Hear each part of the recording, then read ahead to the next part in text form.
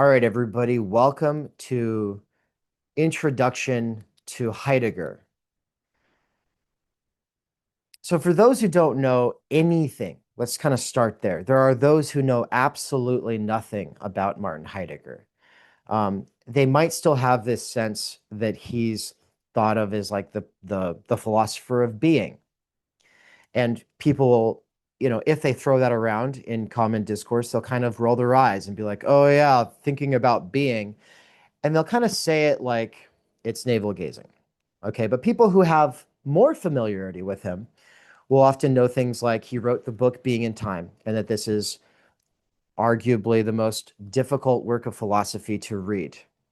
I say arguably because anybody who knows probably would know that Hegel's harder, arguably Deleuze, or if he counts Lacan, would be harder. But specifically Being in Time gets marked as this text from the 20th century that has a special status for people who like a serious challenge. And in that sense, he is sort of the James Joyce of philosophy in the minds of a lot of people. If you look up listicles online of the hardest books to read, Being in Time is often in the top 10. And so is Ulysses by James Joyce. And so for some people, it's a mountain like Mount Everest that we spend our entire lives kind of like under, just going like, would I ever climb it? And you go, no, I would never climb Mount Everest. That's ridiculous. Of course I would not do that. But then there's a certain type of person who likes a challenge. And I think a common notion of Heidegger is that it is the challenge itself that sort of indoctrinates people so that once they've gone through that challenge, now they feel proud that they've done it. And now they think everybody else should do it. And then, of course, the best way to undermine that idea is to say, well, he actually is just really dressing up simple ideas in really convoluted ways with tricky language and never really telling you what he's getting at. And so if you actually get to the bottom of it, he's not really saying much of anything. And so nothing really worth doing there, folks. And this is something that I heard before I ever met somebody who was a serious scholar of Heidegger.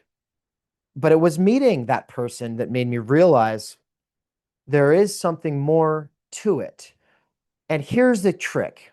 If a person says that if you really get beyond all the difficult way of talking, the language that he employs, it's all actually quite simple, that's when you can say, but that's the point.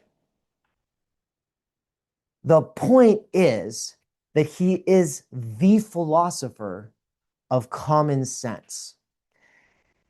But the thing is when a peasant comes along and tells the scientist, you don't understand my grandma by simply looking at her biologically, the scientist can just kind of roll their eyes and go, well, you're just a peasant. What do you even know of science? So it takes Heidegger to come along and say, well, I've read the entire history of philosophy 3 times. I thought really hard about this. And I'm here to tell you guys, the common sense position has a lot more going for it than you thought. So he could have just come out and said it in the simple way, but then he wouldn't have been wrestling with the tradition that he basically was in opposition against. You have to think of Heidegger as someone who is in opposition to tradition. He is in opposition to the traditionalist approach to philosophy that says, in order to start thinking philosophically, you better read Kant and Descartes and spend 20 years reading them. Okay, he doesn't like that everybody's in an attempt to argue against Hegel going back to Kant. This was during his student years, the big move, which was to become a neo-Kantian. All of these people around him were neo-Kantians versus Hegelians versus Marxists. And he was like, this is traditionalistic in the negative sense.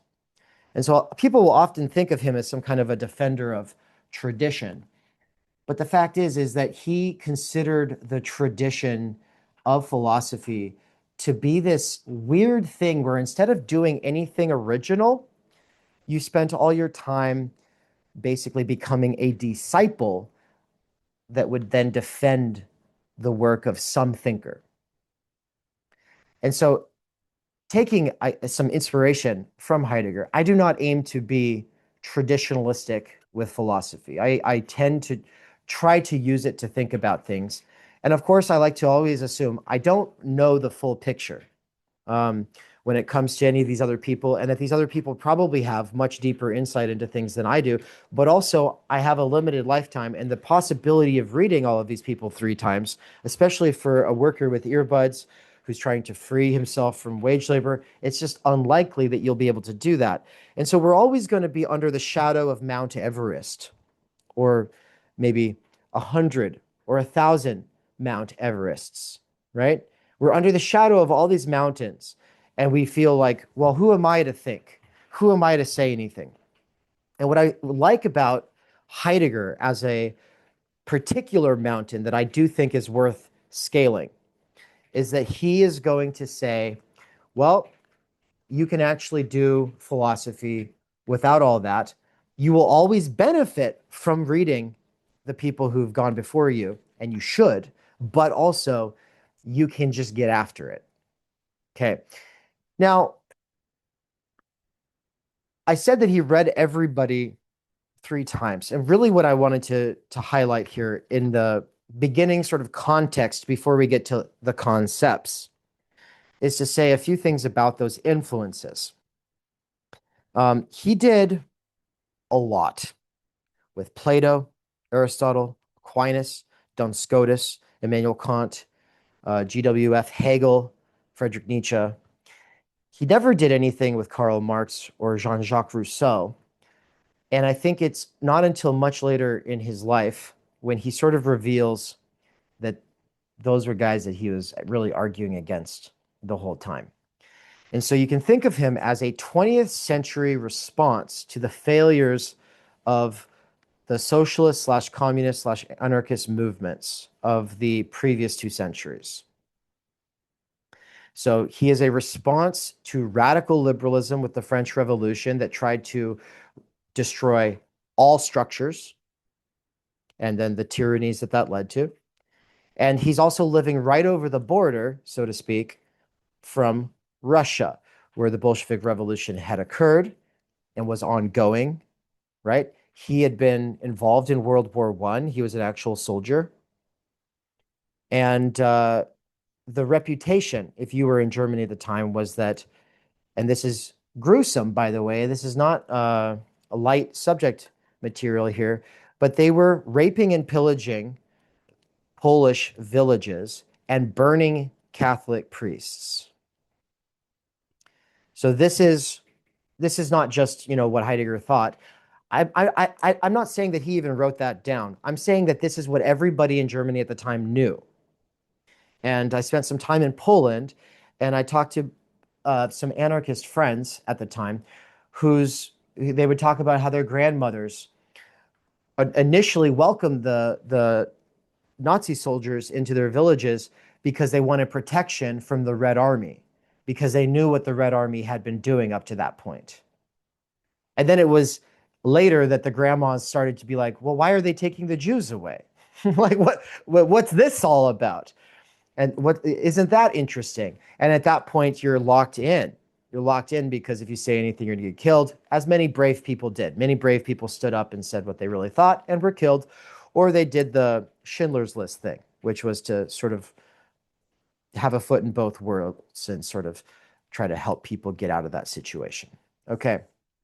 But this is sort of context for Heidegger. He is reacting, as I said, to the revolutionary spirit coming from Europe, and especially Britain and France. Okay. This revolutionary spirit was something that said we have to destroy all of the structures. And he was like, well, I don't know about that. The thing is he's not known as a political theorist. And I would say the majority of the scholarship on Heidegger to date is pretty much committed to arguing that he was not a political philosopher. They say he was a little naive in his politics, maybe tragically naive, but he was primarily not doing any of that, guys. No, listen, he was really just focused on philosophy, pure philosophy. He was thinking about this critique of metaphysics. He was thinking about this critique of epistemology, a critique of Hegel, a critique of Kant, etc. And that's a convenient sort of narrative for bracketing out Heidegger's actual life, which is a weird move coming from people who should know better than anyone else that every thinker has a world, that they come from a world. Heidegger is the thinker of worldhood itself. He is the guy who comes along and says this whole approach to philosophy that starts with Descartes until now, that always assumes yourself as an individual cognitive process is prior to anything else in the world, including your own body or family or nation or history for that matter. Heidegger's going to say, no, worldhood is more certain and essential to thinking about life philosophically than this idea of an individual subject. This will be his big counter to the Cartesian, which is to say Descartes, philosophy. The Cartesian philosophy says we want to use hyperbolic doubt to strip away everything that we think that we know and get back to absolute certainty based on secure foundations. If anybody's read the Meditations, then you know how hard he goes. But for those who don't know anything about Descartes, you at least might have heard, I think, therefore I am.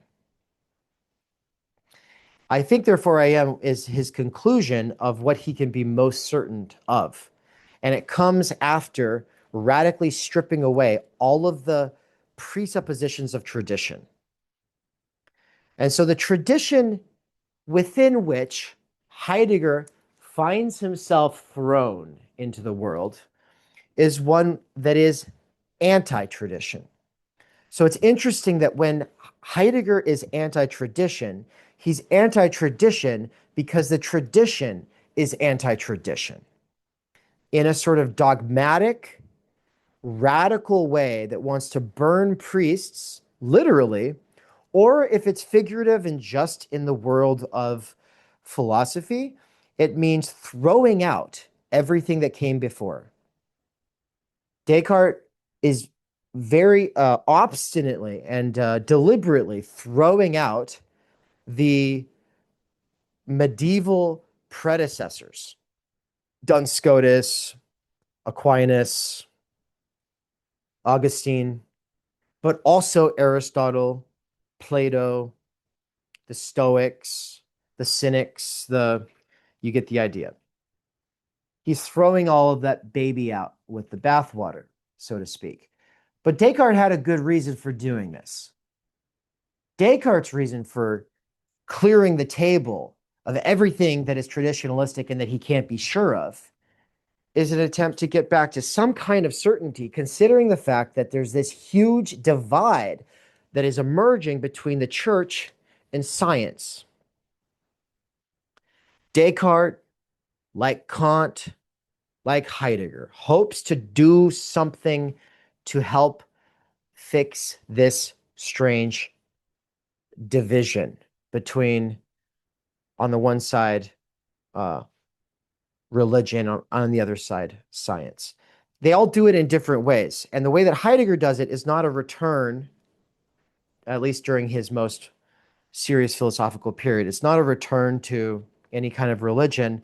It's instead a pretty hardcore methodological atheism. And I say methodological atheism because I think he wants something more than naturalistic science is able to offer us.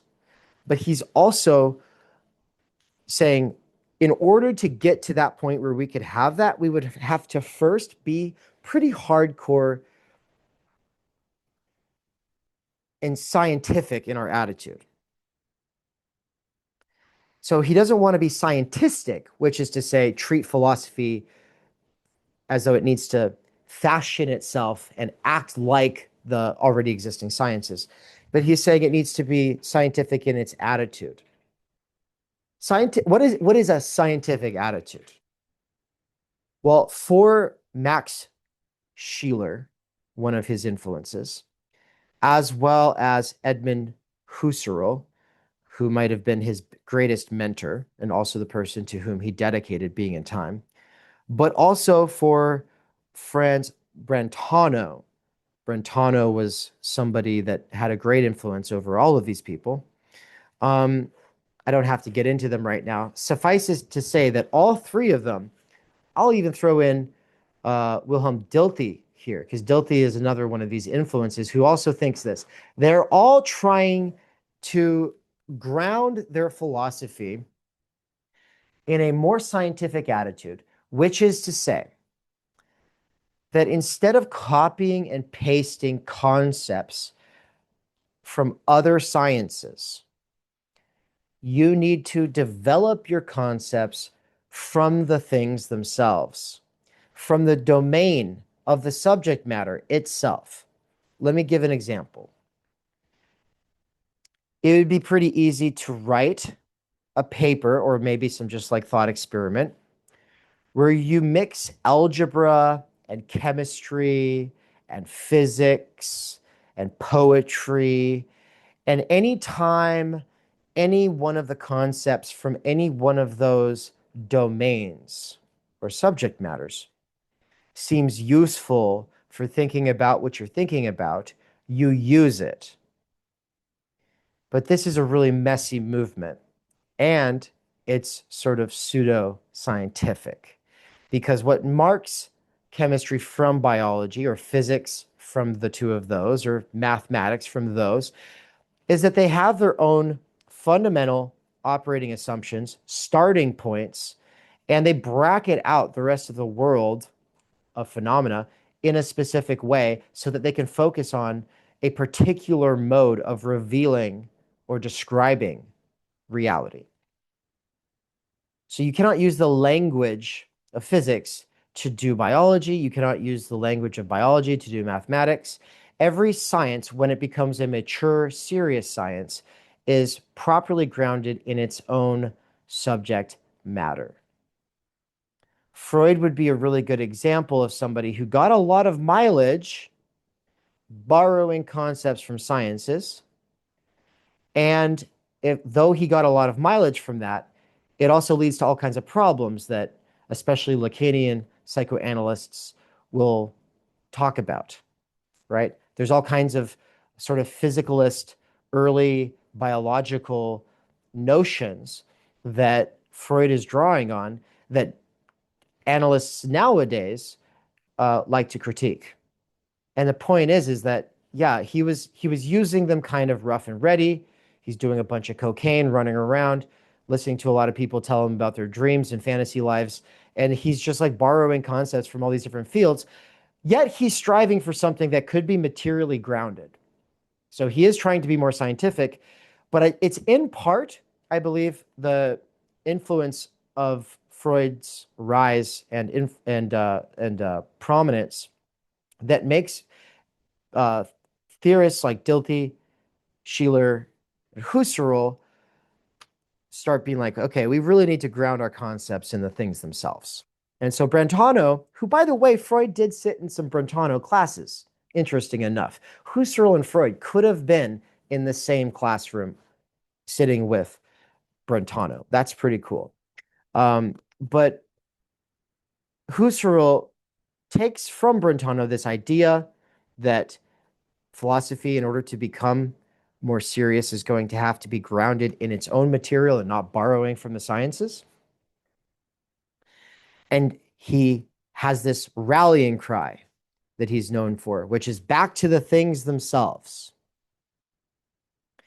Husserl, who, as I said, is Heidegger's main mentor, He comes in teaching under Husserl, eventually gets Husserl's job as the rector of Freiburg University.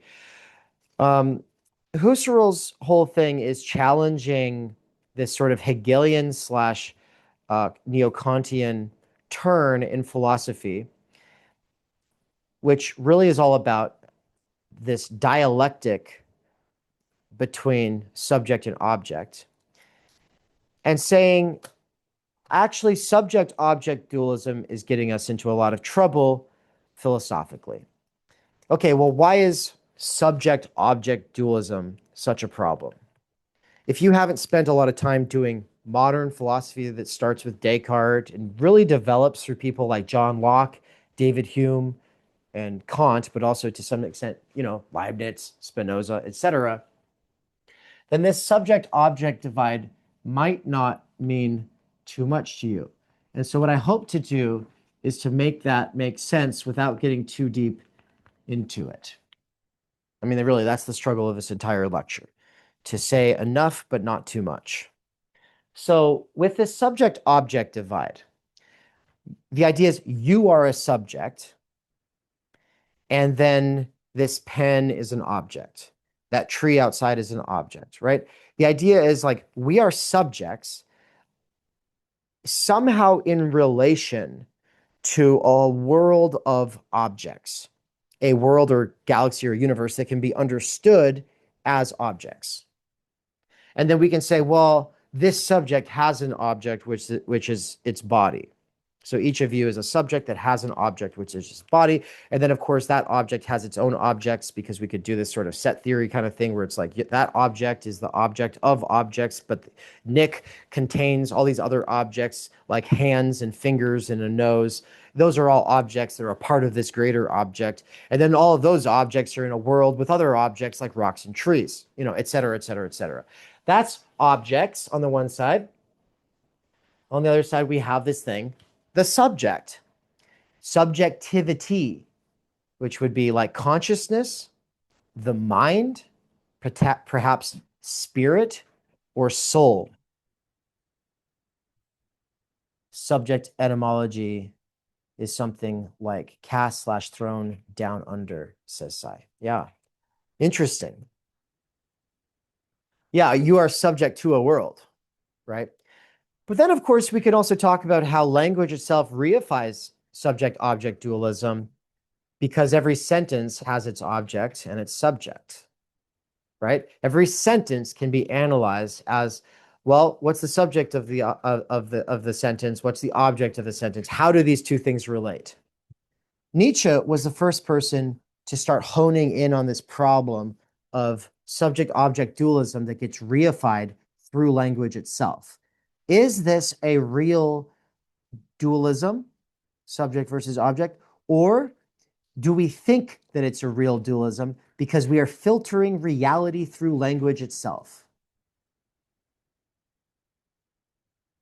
Heidegger's going to go a bit more with the latter, as did Nietzsche, as will later on many of the theorists in the continental tradition. This idea that language, aka the symbolic order, the way that you are able to use a matrix of intelligibility on the world in order to make sense of the world, is producing an outcome where you see yourself as a subject in opposition to a world of objects. Now, what's relevant, perhaps, to us in our lives is that people will treat themselves like they are a mind that has a body. They see themselves as a subject in relation to an object. And there's this Hegelian way of saying that it's dialectical. The two go back and forth on each other. There's another that says the more we assert and think within this sort of dualistic binary, the more philosophical problems are produced, to the point where, and Heidegger will say this, academia has become, concerning philosophy, an industry of pseudo problems. So if you've ever taken one of those kinds of sort of intro to philosophy lectures where they talk about the ship of Theseus, for instance. This is a good example of the kinds of things that philosophers get up to with their pseudo problems. The ship of Theseus problem is not a problem of reality. It's not a problem of metaphysics. It's a problem of language. And so for those who don't know, the ship of Theseus is the ship that has all of its parts replaced over time. At some point, all of the parts that have replaced the parts on that ship over time, now is it a new ship? This is the question. Is it a new ship now? And the answer is sort of, maybe, not really. In what sense, right? We just have to drill down into language a bit more. But what a lot of philosophers will do is treat this as a genuine metaphysical problem. They'll say, well, let's say that you take all of the old parts of the ship and you put them back together. So now you have the original ship, and then you have the new ship that came out of having all of its parts replaced over time. Now, which one is the real ship, right? We can say the same thing with like your cells. Your body replaces its cells. Within 7 years, your body has basically replaced all of the cells that you have. So today, all of the cells, 7 years later, you're a new person, right? You've replaced all of the cells in your body. Well, what if we found all of the old cells and put them back together again? Would that be the real you? So there's something interesting to think about. But to me, it doesn't feel like a serious philosophical problem. It feels a bit more like a crossword puzzle, right? It's a crossword puzzle a person could write their entire dissertation about, and they do. Academia is full of people who take these little puzzles and they just like to obsess over them. And Heidegger's calling these pseudo problems because they are derivative. Okay, which is to say they are so far downstream from the more original things about what it is to be human, the more primordial things about being human, that we completely lose the plot. Not only have we lost the plot by getting caught up in pseudo problems that are derivative downstream from the real sources of the problems philosophy is supposed to be addressing. But in doing so, the tradition of philosophy has lost touch with the most important question of all, which is the question of being. What is being? A basic Heidegger primer has to at least touch on the ontological difference. This is an essential idea. For Heidegger, it becomes the basis for everything he does in his most important book, which is Being and Time. And it's basically just this. The ontological difference is to say that being is not the same thing as beings. So I'll put that on the whiteboard with being crossed out equal sign, beings. Being does not equal beings. The tradition tries to provide an ontology, which would be a general account of beings, and then ground out that ontology in a theology, which is to say, a supreme being, like an idea, like a theory of the supreme being. So traditionally, the way that being is presented is that there's beings grounded in being. The idea being that uppercase B being, or the supreme being, is going to be the source of all beings. But then people get this idea that they share the same kind of being. Or that supreme being is just generalized beings. Like you take all the beings that there are. Think of cars, cats, people, pencils, stars, just like every single kind of being that you could think of. You take all these beings and you generalize out from that, and you come up with this general idea of being. And then sometimes people put a personality on that being and they call it God. Heidegger thinks that this is very confused. Being, for Heidegger, in Being and Time, is going to be something different than what it becomes in his later work. I am personally most profoundly impacted and engaged in dialogue with a Heidegger from a specific period of his life, and I don't bother myself too much with these later periods. So I'm not going to get too much into what being becomes for him later. I'm not an expert on that, but everything I've heard other people say about it or that I've read about it is less interesting than what I think he's doing in Being in Time. And I don't think that this is because, well, I'll put it this way. And this was kind of in my introductory notes anyway. I periodize Heidegger in a different way than a lot of my colleagues when it comes to his life's work. I think of him as having the philosophical period, the political period, and the post-political period. The post-political period is the era of denazification, when he realizes that he had made the worst mistake of his life by supporting Hitler. But before he comes to terms with the idea that he had made the worst mistake in his life and then has a meltdown and spends several months in a sanatorium where he is, going through nervous system therapy, before he goes through all of that and then comes out as this sort of mystic poet that everybody knows him as later on, before that, he was in this political period, which was like he was reducing his thinking to an attempt to influence the only alternative to liberalism and communism. So he saw Nazism as an opportunity to do something that was different from what liberalism and communism had done. He also thought, with World War, we're cooked if the Russians take over Germany. And so he was like, well, I'm going to go with this and I'm going to do my best to influence it. He considered it, in this sense, the lesser evil, something he later regretted.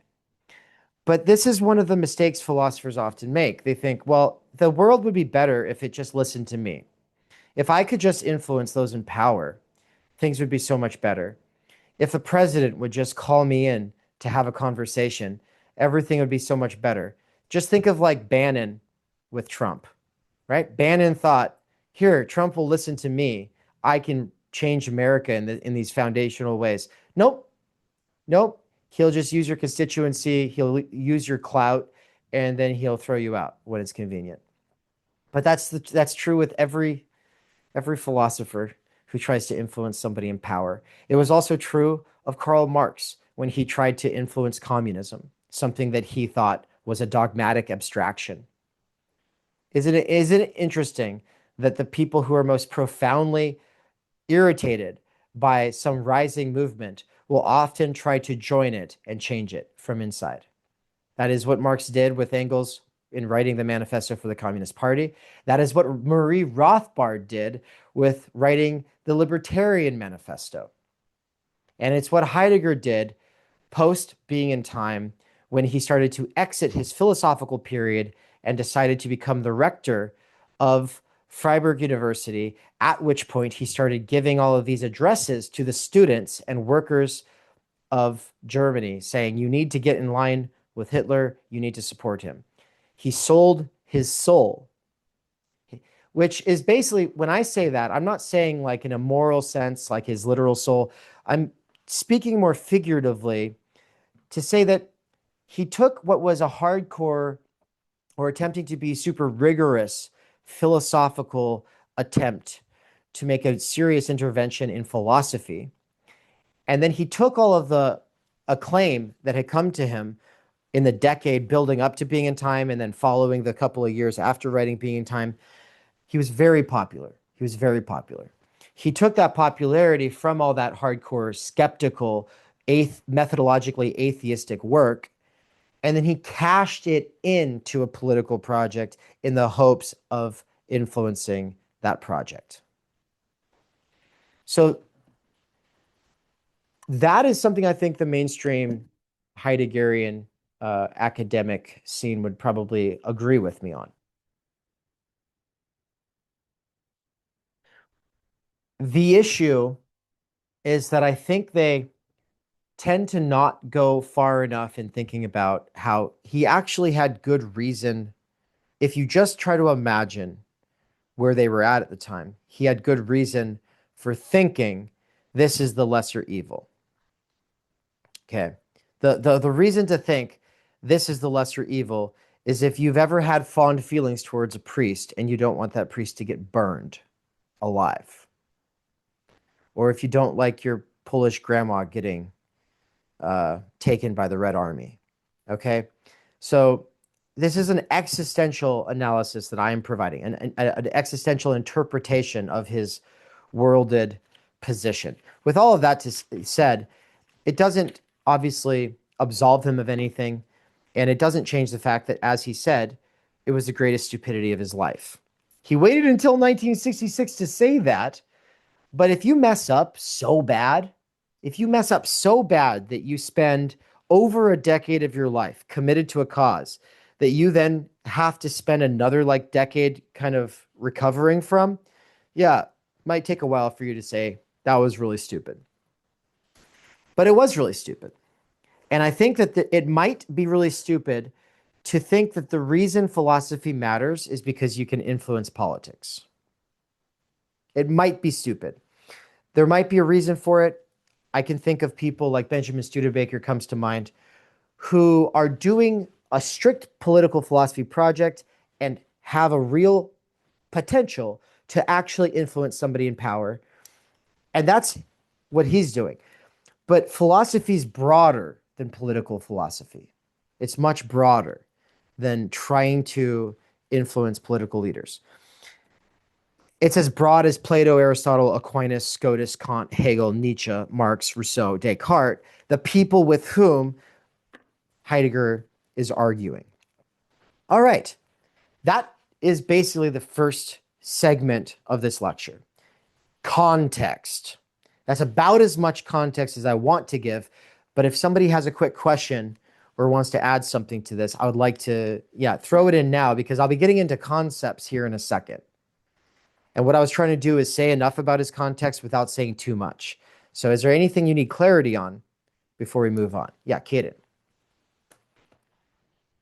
I'm not sure if other people are also having this issue. I can't really read the whiteboard behind you. It's pretty blurry. I don't know if you can Yeah. refocus the camera at all.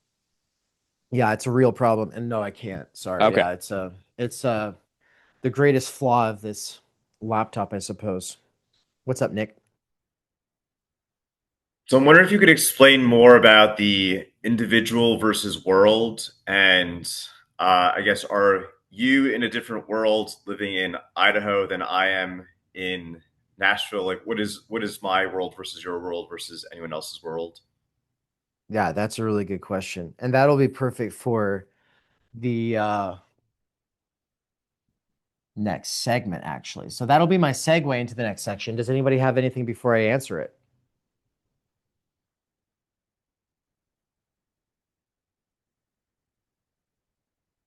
Uh, I have a quick sort of silly question, maybe.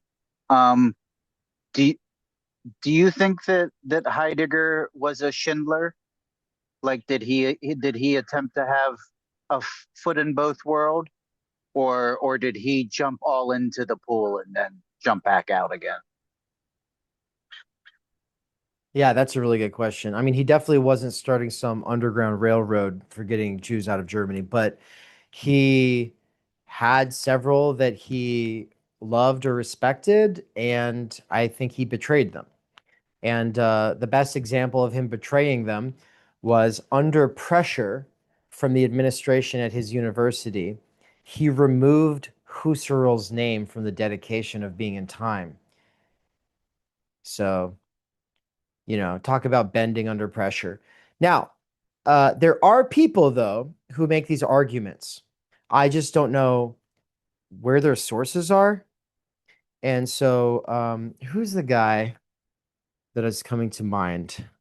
Everybody likes to reference him recently. I've seen people referencing him, but I don't respect him because I read his book, and he makes some really strong defenses of Heidegger. And then when you actually look into it, there's no sources for those defenses. So let's see, really quick here.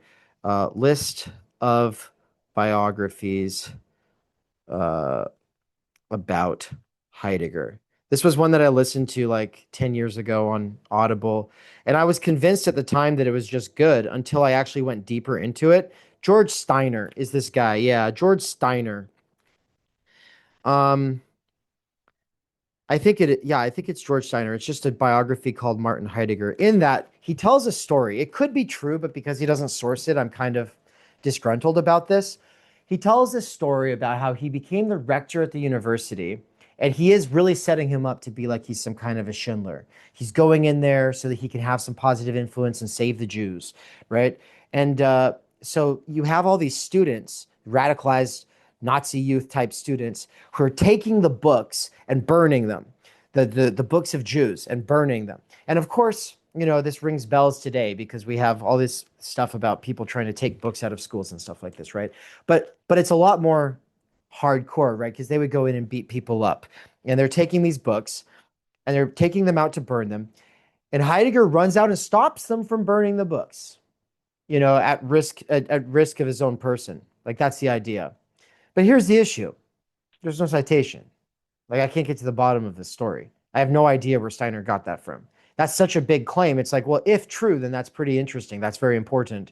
But instead, not only do we have no source for that, but as we have found out more things about the Black Notebooks and things that he thought privately, it's like, no, he basically did. He was on this thing where he, instead of talking about the machine and talking about uh, globalization or talking about uh, whatever, he thought it was Jewry, right? This is in his private notebooks. And so it is, to me, it's like, no, I think that he kind of thought that.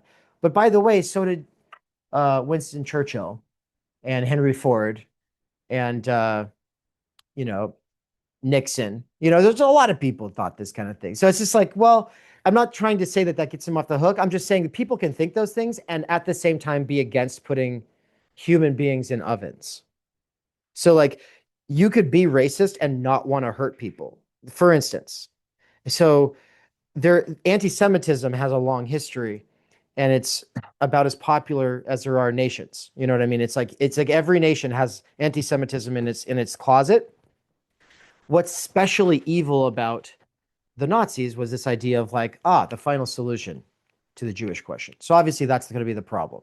That's where, and that would be, I believe, why Heidegger believes that his affiliation was the greatest stupidity of his life. And yeah, Sai said, good to remember the final solution was not well known to Germans at the time. Yeah. Yeah, there's all that kind of stuff. Yeah, because if you listen to the speeches, like Hitler was saying, we just want them to leave. You know, it's very like, you know, this is why people like to talk about ISIS being sort of fascist, right? It's like, we just want them to leave. So we're going to put them in containment camps. So this is where people get that sort of like, didn't we put Japanese in containment camps and now we regret that too? Like, isn't this just one step in that direction?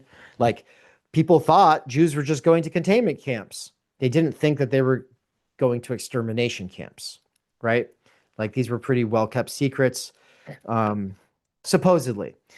What I want to say then, before we pivot into the concepts, is that I am open to all interpretations on this matter. You will not hear me coming off as super confident one way or the other about how much we should condemn him or how much his actual philosophy is implicated. I think his philosophy remains one of the most important interventions in the history of philosophy because of what it does to challenge liberalism and communism, and specifically naturalism and materialism, but also individualism and modernity. So that's why he matters. I can love Marx while hating his conclusions because we can see what happens with those conclusions. We can see like what they actually operationalize in the world, the way that they get appropriated or whatever. You could always love somebody's critique and have a lot of hesitation going with their solution. And I think that you can also get a lot from Heidegger's critique without going with his solution. So that's not that he had a solution. At the end of his life, he said, only a God can save us now. Like he thought we were so screwed because of the development of technology that human beings were going to completely lose themselves and there would be nothing left, right? It's very Unabomber manifesto type, of thing. I look over at the wall here because I see his mugshot on the wall in this studio space. It's funny. Yeah, Kaczynski over here. Yeah. Okay, but with all of that said,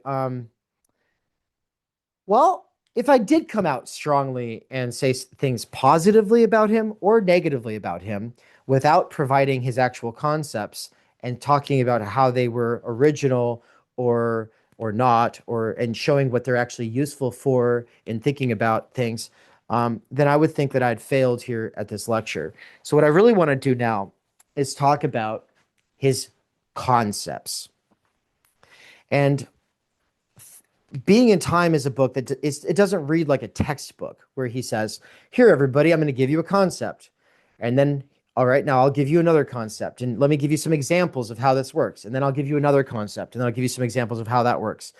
No, because at the time that he writes this book, he's been forced into the writing of this book after a decade of really powerful seminars. Really, really powerful seminars. And so if you want to see where he presents and unpacks his concepts, you actually have to go to his seminars. Because when the administration says, Heidegger, you have to publish something. If you don't, you're not going to be able to get the teaching gigs that you want anymore. So he sits down and he just busts out Being in Time in a really short period of time. And a lot of it is coming directly from his seminars, especially History of the Concept of Time, which happens like 3 years prior.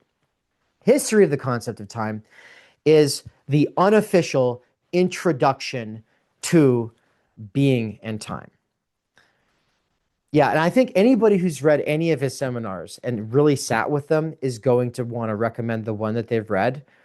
All of them are really interesting. The reason I focus in on History of the Concept of Time, as well as Basic Problems of Phenomenology to some extent, but more History of the Concept of Time, is that it is the place that Being in Time originates from. In fact, there are entire chapters where it's like, deja vu, deja vu, deja vu. Is this not just like copied and pasted into Being in Time? But he provides context that he's not going to provide in his actual book.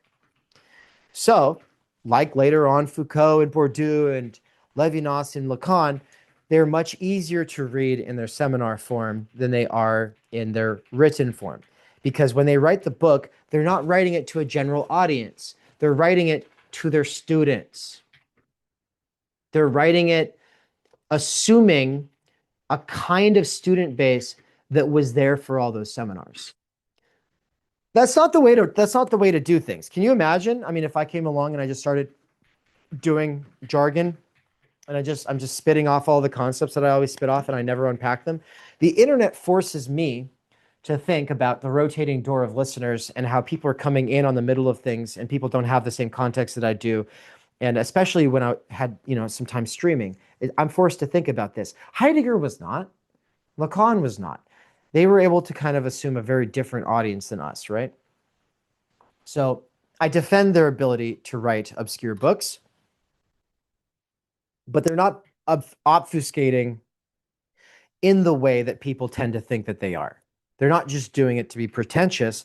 It's like, sorry, no, I've just spent a decade developing these concepts, and now I'm going to think about something with them. And yes, I'll present certain ideas and unpack them, but I can't unpack everything. If he unpacked everything, Being in Time would have been a 7-volume work. That's what it would have been. It would have been a 7-volume work. Can you imagine if he actually introduced Dilthey and did a whole here's what matters about Dilthey and how I'm inspired by him, but also how I disagree with him. Now I have to do it for Kierkegaard. Now I have to do it for Max Scheler. Now I have to do it for Husserl. Now I have to do it for Brentano. It's just like, no, instead, if you know, you know. And if you know Dilthey's work, then you definitely see how Dilthey is so important to what being in time achieves, right? So what does it achieve? It starts out with the idea of being in the world.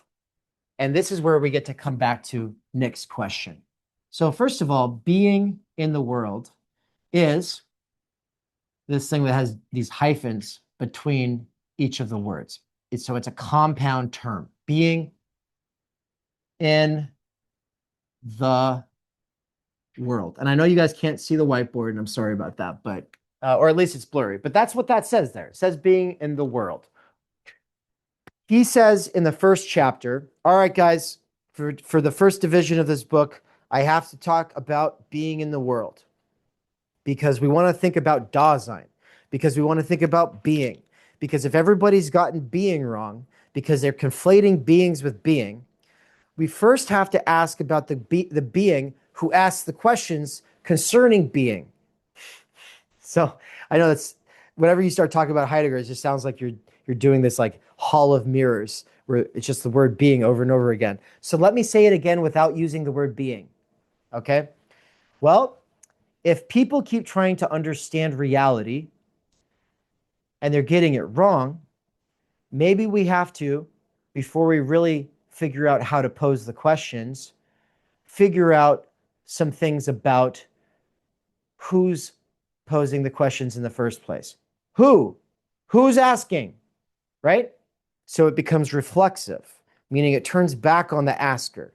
So it's saying, well, first of all, we have some kind of a hunch that there are different kinds of beings because there's a type of being asking the question and using these categories to talk about different kinds of beings in the first place. That's us. We're the different kind of creature who's doing that in the first place. And that, I'm pretty sure, is going to separate us from the couch, from the tree, from the car. These are all different kinds of beings. Angels and stars are different kinds of beings too. Whether they exist or not, there's this kind of being who's asking the question, why is that kind of being so prone to getting things wrong? Why is that kind of being, the human being, Dasein, so prone to creating bigger problems when attempting to solve these basic questions?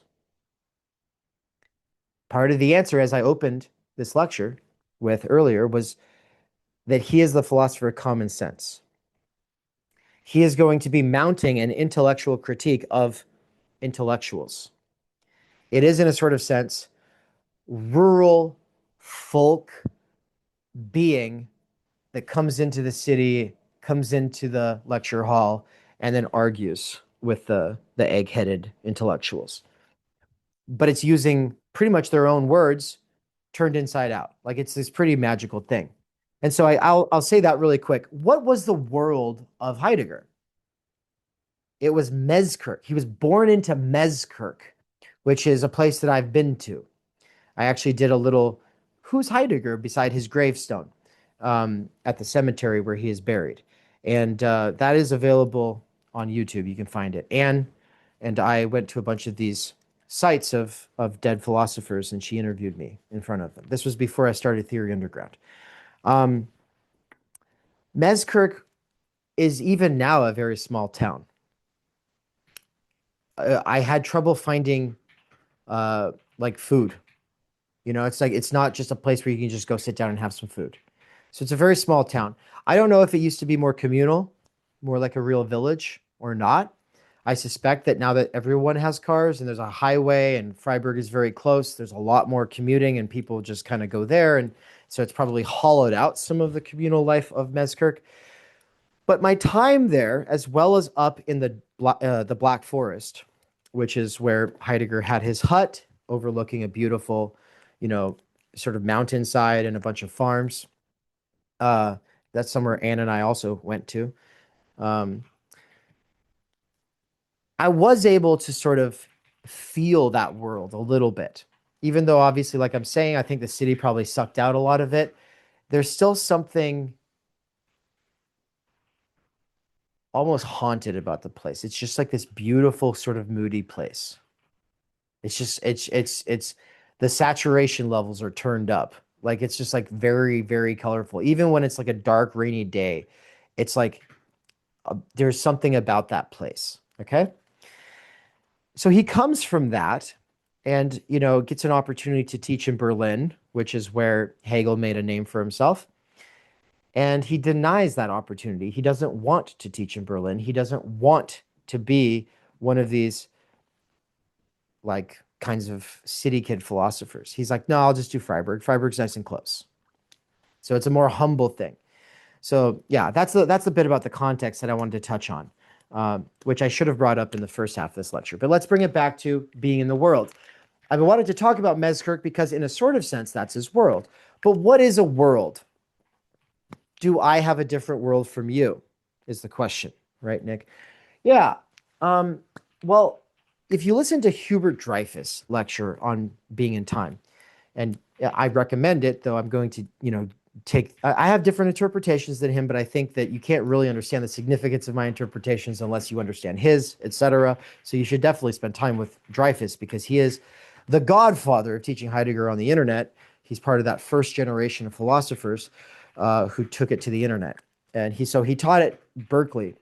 And something that he, as well as William Blattner, will say is that world, in the sense that Heidegger is using it, could also be like the world of the tennis player, the world of the figure skater, the world of the professor of philosophy, the world of the person teaching in a K through 12, education institution. Okay, so you get like this idea that worldhood is somehow rooted in a role. It's in a role. Later on, Bourdieu will use the word field to get at something pretty similar. So Bourdieu takes a lot of this stuff and goes in a particular sociological direction with it. So being in the world is not just being in a role, though. And I think that this is often where Dreyfus and Blattner, good liberal professors that they are, kind of relativize it a little too much. They almost make it out to be like, oh, yeah, well, we're all just beings in the world and we all have our own little worlds. And those worlds are all just parts of activities that you can do because you have a career or a hobby or a calling. And though there is something to that, and it's a good, first step in the direction of what he's getting at with worldhood, it doesn't go deep enough because there's also a world of the language that you inhabit. Arabic is a different world than English. If people speaking English came along and forced everybody to stop speaking Arabic, and then 100 years later, they had all forgotten Arabic, that would have been a kind of genocide. We talk about that word this way nowadays, right? That's because Arabic has its own world. English has its own world. German has its own world. A world has a history. It also has its own infrastructure for experience. I'll say that part again. It has an infrastructure for experience. So in the way that Kant thought about how the cogito, the mind, the self, actually has a bunch of filters between itself and the world, between itself and the things in the world. Heidegger is going to say the worldhood of Dasein, of you being there in a particular kind of world, is actually itself a filter between you and this idea of like objective reality. So when he's going to be critiquing the subject-object divide, part of what he's critiquing is the divide that says, oh, well, that's just subjective. You see, this, though, it's better because it's objective. Isn't that interesting? It's human beings who come up with the idea of the difference between subject and object, but then it's human beings who use this framework to hit other people over the head and say, your subjective experience actually doesn't matter. All that really matters is objectivity.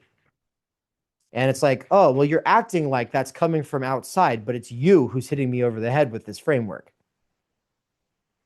So it is a defense of subjectivity and subjectivism, except that it goes beyond subjectivism in this crucial way.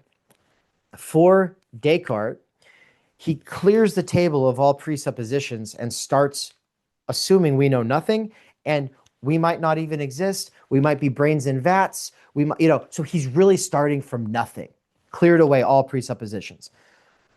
Heidegger says, the issue with Descartes is not that he still had latent presuppositions that he was unaware of, something that Husserl is really keen to point out, because Husserl will point out Descartes has presuppositions that he remained unaware of. Heidegger says, the problem with Descartes is that his philosophy didn't have enough presuppositions. You can't really do a philosophy of us and who we really are without having the presuppositions that come with worldhood itself. Because we're not brains in vats, we're beings in worlds. Those worlds come with languages. Those languages come with norms. Those norms come with other people. All of that social stuff is actually prior to the thought experiment that brackets yourself off from it all into some little individual who then has to prove its existence. This idea that you have to prove your existence, he thinks, is absurd, right? It's like, what are we doing here, guys? Like, this seems like a really big waste of time, right? It's an interesting academic exercise, but it doesn't relate to our practical lives. It doesn't relate to our existential priorities. And I don't mean existential priorities like, Levinas will say, Dasein never craves soup. When he's critiquing Heidegger, he's like thinking, Dasein, he never went basic enough with Dasein. Yeah, but implicit in everything Heidegger is doing, the decade before Being in Time and then through to the finish of Being in Time, is an anxiety about the future, an anxiety about the next world war, an anxiety about, as a nation state, being wiped off the face of the planet. That's an existential priority. Not wanting your mother to be taken by the Red Army is an existential priority. And at the point that you're trying to think about existential philosophy and someone else is coming along being like, oh, but do you even exist? It's like, I'm sorry, but my main concern is that there's something that's coming along that could make it so that I don't anymore. The idea that I would spend my time wondering if I actually exist, when in fact I'm worried about the continued existence of me and the people that I love, I think, yeah, that's where this mismatch between academic philosophy and Heidegger is coming from. Okay, and like I said, he's trying to be the champion of the peasant folk. Peasant folk, he doesn't expect to read him.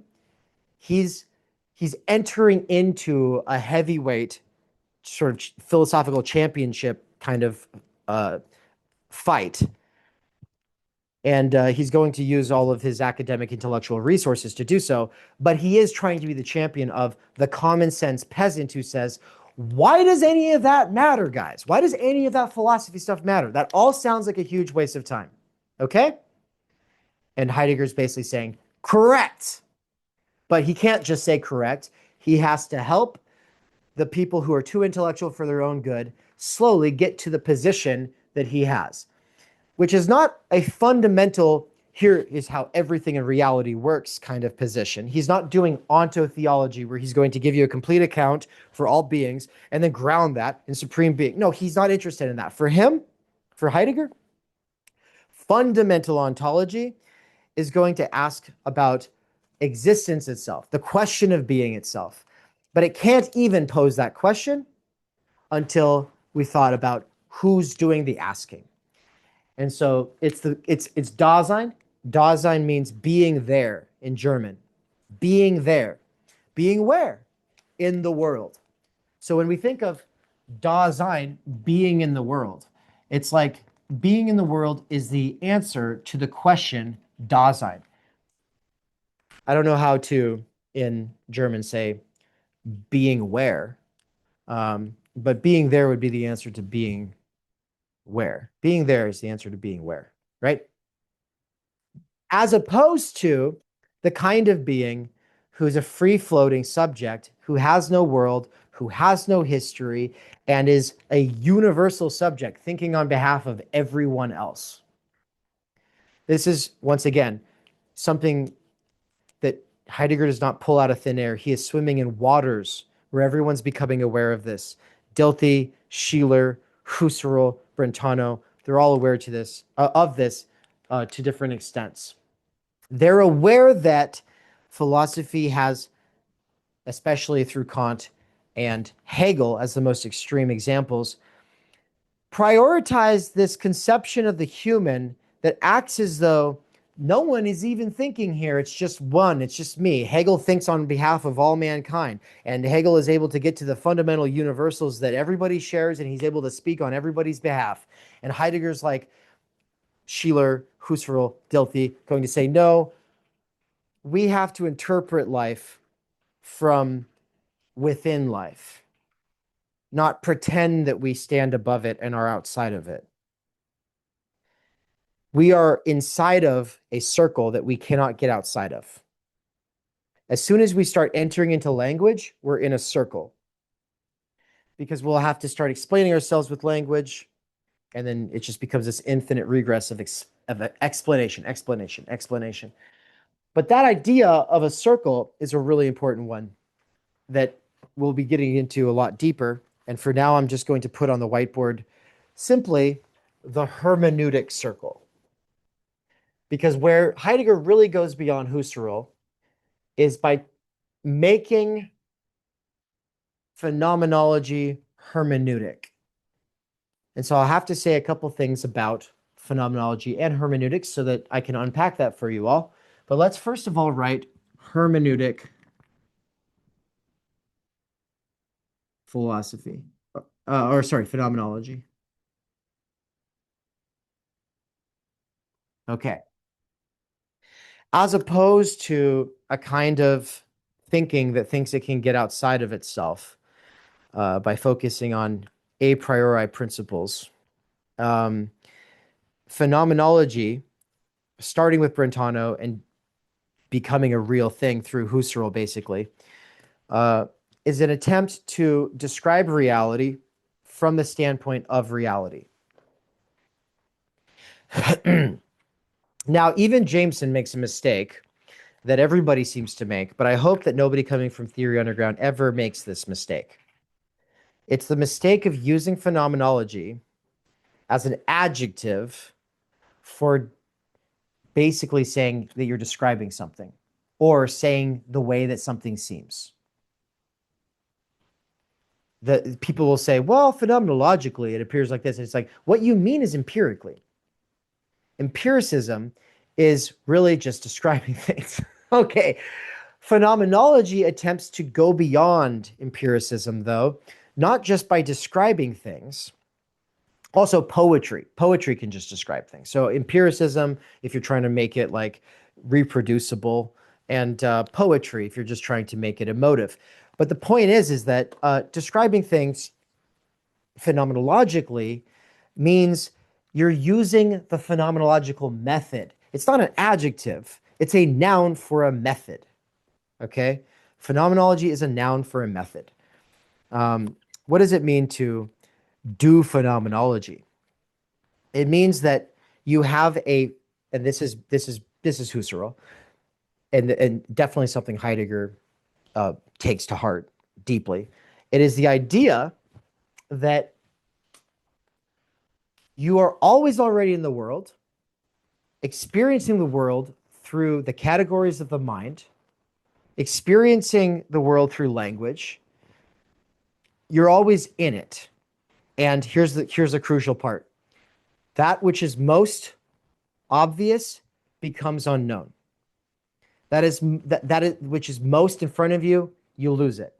I'm guessing Federico and Caden here in the call forgot that they were wearing glasses at some point today. Yeah, you've got, oh, also Jacob's got glasses on. Yep. Well, guess what? It fades into the background, right? When equipment is most useful, it doesn't present itself to us as equipment, but as affordances, which is to say, when the glasses are working at their best, the affordance of the glasses is that you're able to focus on other things, right? Well, phenomenology is aware, or is responding to the fact that we take a lot of things for granted. So if you just start describing things, you're doing it like the person who forgot that they're wearing glasses. So you're describing things, but there's all of this stuff that makes it possible for you to describe them in this way. So how do you get outside of that? To a certain extent, you cannot get outside of that. This is the big thing about saying, instead of subject-object dualism or some dialectic between subject and object, we're going to accept we cannot get outside of it. And then from within that circle, we're going to get a better standpoint, which is to say a better interpretive standpoint. And I will only present one phenomenological concept that comes from Husserl, because it relates really well to the rest of what I'm about to do. And that is bracketing. So if all you've ever thought of yourself as is like the son or daughter of your parents, but you're also other things, and you've just never taken those other roles very seriously, bracketing would say, with phenomenology would say, you've been bracketing all of your other roles by identifying the most with your familial status. Okay? Your family identity has taken precedence over all others. Okay? You've been bracketing all other roles. But you do have other roles, and you have the potential for other roles. So how do you counter that tendency? Well, you counter that tendency by bracketing out the thing that you've been prioritizing and just taking for granted. So you counter you counter the way that you are accustomed to seeing things by bracketing it out. And so for Husserl, it's not, that he primarily sees himself as a son of his parents. No, he's going to bracket out naturalism. He's doing something philosophical. He's doing something engaged with the sciences. He is aware that there's an approach that says, well, that's not objective, and that's not naturalistic. You're talking about the mind. Why are you talking about all this stuff that relates to concepts in the mind but isn't in the real world? And he's going to come along and say, well, hold on here. It seems like everybody just assumed after Darwin that for anything philosophical to be rigorous, it's going to have to be naturalistic. Why though?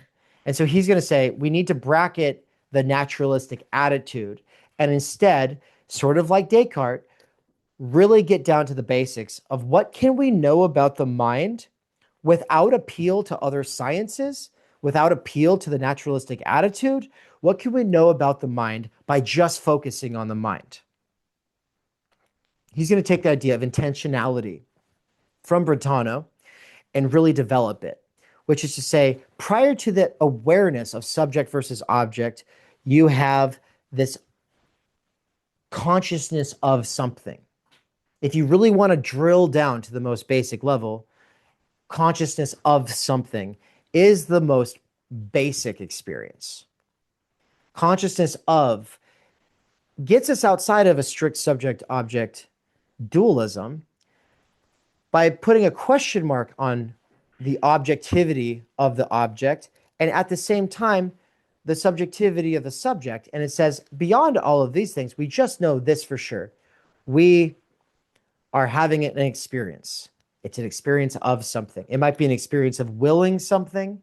It might be an experience of smelling something. But consciousness, insofar as you have consciousness, is always consciousness of something. Okay, well, Husserl runs with that for a lot of books, and he goes really hard into it, and it's really hard to read. And I'm far from being like the Husserl guy when it comes to this kind of stuff, but it's all very profound and it's interesting to think about. But what's most important about Husserl and Heidegger is that they're not trying to give a fundamental account of all of reality. So when people come along and will say things like, oh, well, Husserl doesn't believe in natural objective reality. No, he's bracketed it out as a lifelong thought experiment because he thinks that by bracketing it, he's going to be able to see things and describe things that would have been impossible to see or describe otherwise.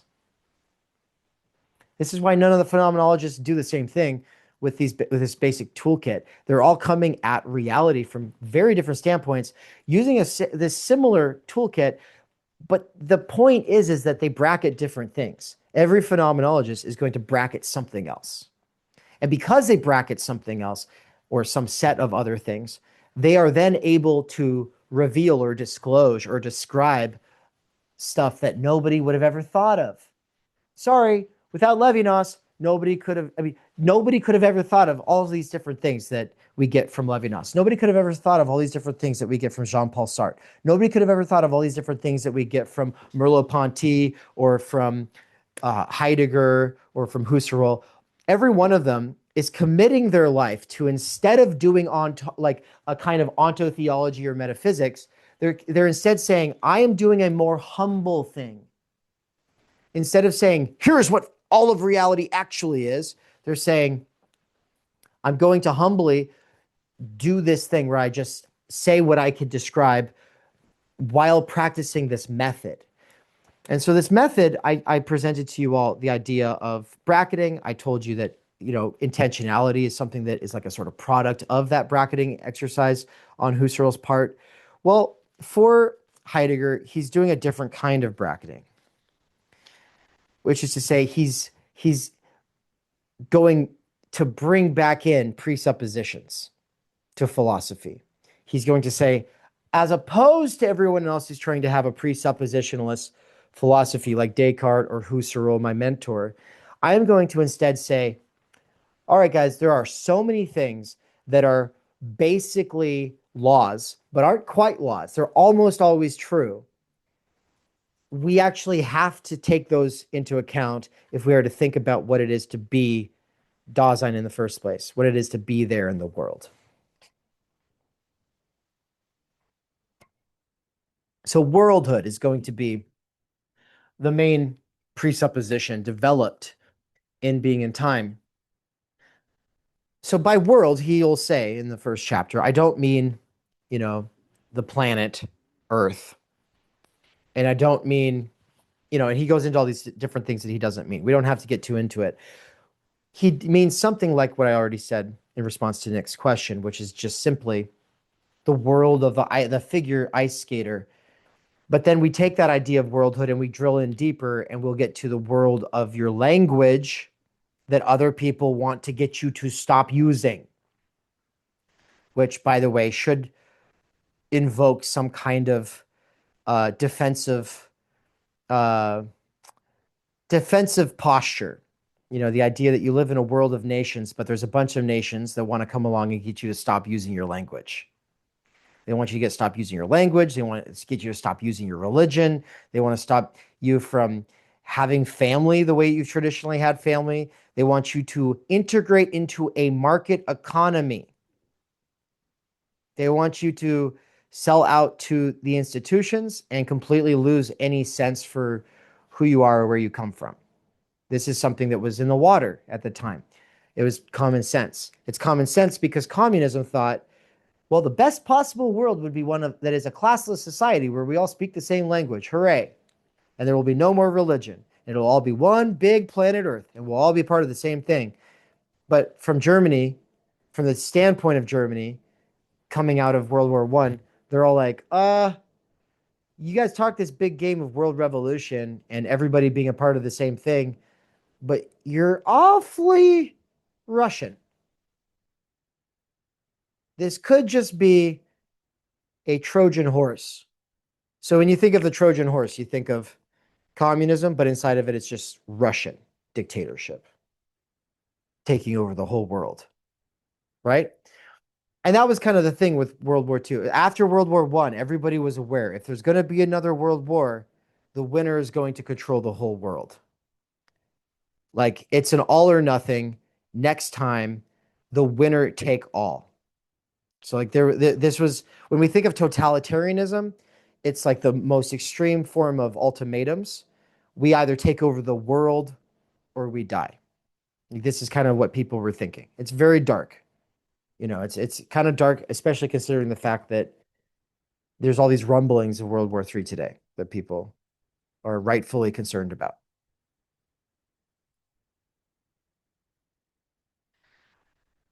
But being in the world is not something that I can tell you about in chapter 1. It's not something I can summarize at all. Not only because chapter 1 doesn't even encompass it.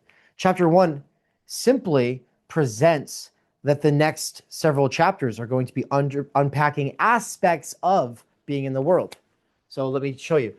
He's like, well, to talk about being in the world as a compound word, or term, we first have to talk about being in, and how being in is not the same. It's not spatial. It's not like an ice cube is being in a cup of water. That's not what we're talking about. Like when we're talking about being in the world, we're not talking about the way that your table is in the kitchen. This is very different. And he said, well, we're going to have to talk about worldhood. And then we'll have to talk about being in the world. And there's all this stuff that comes with this. And we can't get too deep into it.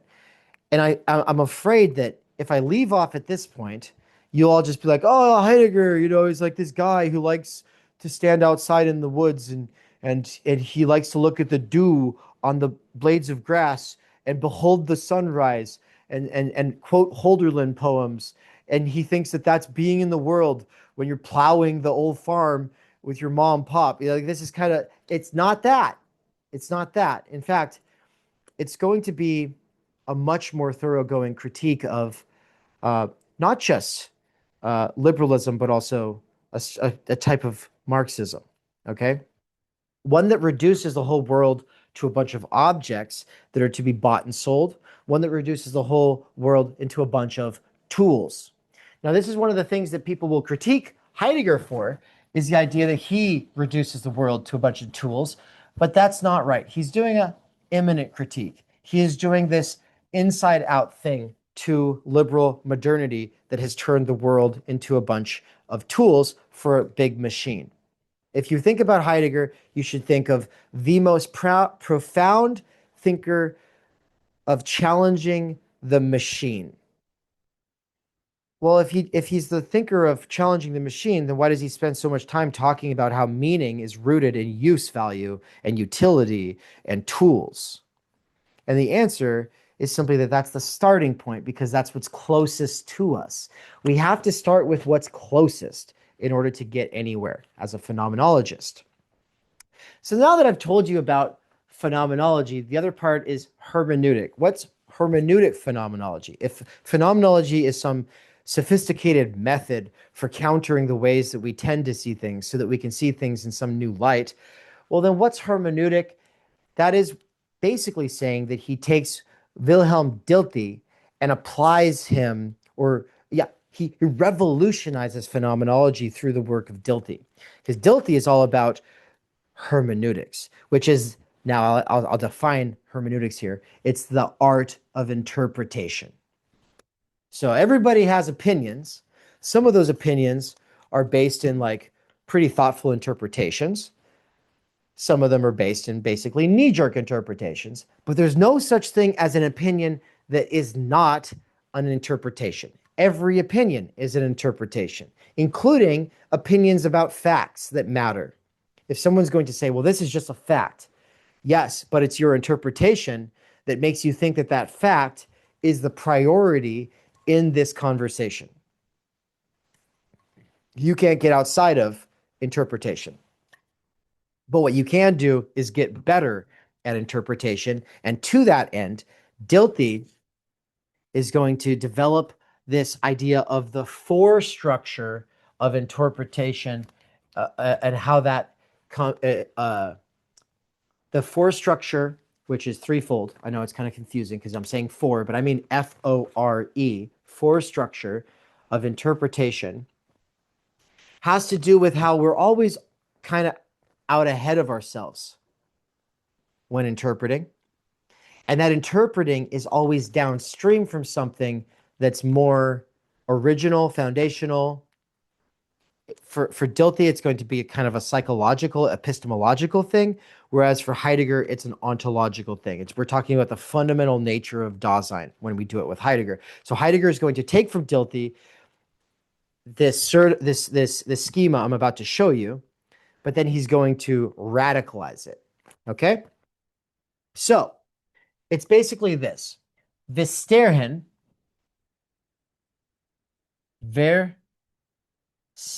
and I can't say this word, man. I always get mixed up. But verstehen is this German word that basically means understanding.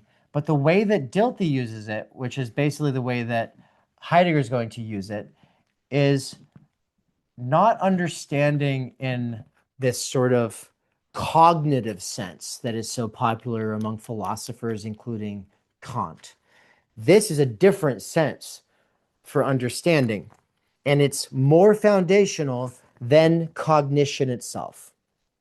So when you get people coming along and talking about reducing us to gray matter and to neurons firing and to chemicals in the brain and all of this stuff that people will do from this sort of naturalistic standpoint, this sort of neural reductivist approach, that stuff matters. But prior to most of that stuff, and especially prior to the formation of your opinions or your identity, is a modal understanding. When you hear the word modal, you should think of possibilities. We're talking about an understanding of possibilities. Verstehen in Dilthey is to say, fundamentally, prior to any opinion formation, dogma, doctrine, or interpretation, and before any of that ideology, before any of that stuff, comes a gut sense understanding of what's possible. Modal understanding comes before scientific formalization. It comes before a poetic description. It comes before everything. As a baby, potentially as a inside of your mommy's tummy. We don't really know, but we know that you have a sense for your possibilities. For instance, my son, our son, Anne is in this call, of course, so she can hear this. He could have this gut sense for his possibilities right now. He doesn't have consciousness. He doesn't have intellect, at least not as we understand it, because as we understand it, that's when the world turns inside out and now you're out here walking around in spatial reality. Where he's at, it's like he's in this float tank and he just, he's just feeling around and he can feel that there's some kind of like a squishy boundary to his hands and it's closing in on him and he can kind of turn over sometimes and elbow his mom in the gut. But he doesn't know these things. All he knows is like he's got all these emotions coursing through him. If she's feeling stress, he might feel some stress. But it's not interpreted cognitively. It's this thing that is a gut sense. You have like this sort of sense for things. Worms have a sense for things, and that's why worms can avoid pain and pursue pleasure in the pursuit of their survival. Worms. If worms can survive without cognition, if shrimp can survive without a central nervous system, then the point is that a baby in a womb could very well have a basic sense for possibilities, for the feelings of good and bad, the feelings of safe and dangerous, right? This is why I don't like the standard arguments against personhood starting at birth. I mean, I think that this doesn't settle those kinds of arguments, but it does complicate them, and people need to take it more seriously. Because the point is that prior to cognition, prior to the scientific mindset, you have this modal understanding, which is to say an understanding of possibilities.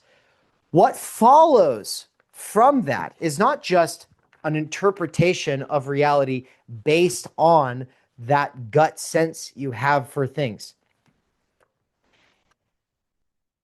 There's a structure and sort of tier list to interpretation itself that you actually have to think about. Now, really quick, when I say gut sense, nod your heads if that makes sense to you. Okay, sick. I'm glad, because the only reason I use that term is because I think it will make more sense in the standard American vernacular. And it's not something that you'll see translated. That's not going to be a common usage. I just use gut sense because I think it's intuitive what we're getting at. Because everybody's like, yeah, it just feels wrong. I don't know about that. Okay, well, if you've ever felt that way, then you know that you have a gut sense for things. But also, that's when it becomes more conscious. You have a gut sense for things before it becomes conscious. You might realize something's off before you realize that something's off. Yes, but before there's even that, the fact that you feel that something's off means that normally you feel that something is the opposite of off. In order to feel that something is off when you walk into your house, there has to be a different experience that is the opposite of it feeling off, which we could just say feels all right. Or we could say it feels on. On would be the opposite of off. But feeling on has the connotation of like, let's get to it. And I don't mean that at all. I mean, the opposite of feeling off would just be like, oh, feels fine. Feels okay. But if it's feeling okay for real, then it's neutral and you don't even notice it. It's like the glasses that you're wearing to see things. This sort of basic sense that things are in their place is not like the thing that comes to our attention. So it's one of those presuppositions that Descartes is able to throw out because he's not even aware that that's something that he's taking for granted most of the time, right? It's really easy to start being like, wow, something's off. Let's start investigating. Let's get to the bottom of this. Why is something off about this situation? Oh, things have been moved around. Has somebody been in this room before? Like, what was going on? This is not how I left things, right? Well, when you come home the other 100 times and you don't think that, assuming that you're sane and well adjusted, then you're going to be like, well, that doesn't clock. Instead, you're thinking about what you're going to make for dinner, or you're thinking about that email you have to respond to, or you're thinking about doing things. So the point is that all of that stuff fades into the background because it feels all right. So the being who asks the question about being, one thing we know for sure, coming from the work of Dilthey, is that that being, in order to even have interpretations in the first place, first has a default setting of a gut sense for whether things feel okay or not. That's deep. That's super deep. And that's Dilthey. And Heidegger gave him credit in his seminars. He gives him a little bit of credit in Being in Time. But the real thing that Heidegger is going to do with this is he's going to take this idea and he's going to bring it into this whole other framework. And so even though he's inspired by Dilthey and he's going to use this framework I'm about to show you, he takes it so much further, right? So what I want to show is just the for structure before we move back to everything else. Well, I'll get into circumspective concern and readiness to hand versus presence at hand. And then that'll basically be, for me, I think, probably good enough for covering the concepts during this concept section. But it goes like this. The for structure of the understanding is for, once again, it's F-O-R-E, for having, for sight, and for conception. Dilthey takes this and runs with this. He runs with this pretty hard. Well, why is it so useful? Well, people already know about cognitive biases. Critical thinking checklists at the back of the the chapter or the book in your average American textbook, for instance, are going to have like, check for these biases, right? But it's just kind of like this random accumulation of biases that you should check against, as opposed to a sort of structured one that's based in like a theory of the human experience or the conditions of that human experience. Forehaving is to say, before you start interpreting, you already have a hunch. So really what we're getting at is forehaving a hunch. Once again, this is Dave, American standard English. This is not, the way it's translated. But it's, you have this forehaving a hunch. You have this foresight. Okay, well, what is foresight? It's to say that as you develop your interpretation, it's in reference to that original hunch, which is to say, like, if you're like having a bad day and you're going around, you are forehaving a mood that's not a very good mood. And now everything you see, your foresight, is going to be picking out all of the stuff that corresponds to that negative mood, right? And therefore, you come up with the foreconception. The foreconception is the statement, this is a bad day, or this is the worst time to be alive. At the point that you start concluding good or bad things about reality, you've already been filtering that reality through your previous hunches and your observations that are in reference to those hunches. So foresight is the way that they write it in the McKerracher and Robinson translation of Being in Time, which I still think is the go-to, by the way. If you are trying to read Being in Time and you want to have a serious conversation with me, it's easiest if you read McKerracher and Robinson, which is why it's authoritative. It's authoritative because everyone's critiqued it, so we have like lots of ideas about it. But because it's like the English translation, it's like the one that everyone's in conversation with.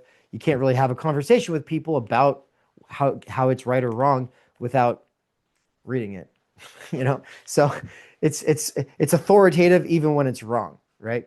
And there are different ways that it can get things pretty twisted. It translates Befindlichkeit to state of mind, and that's a huge problem. It translates one of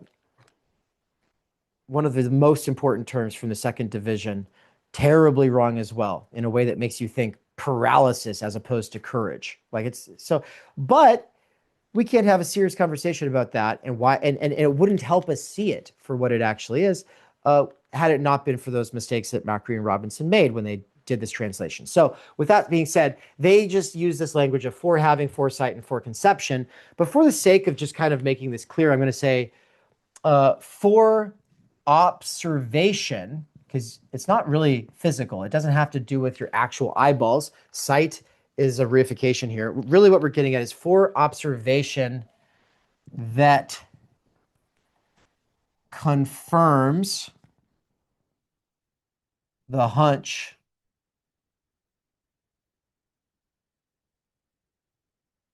and then a foreconception, i.e.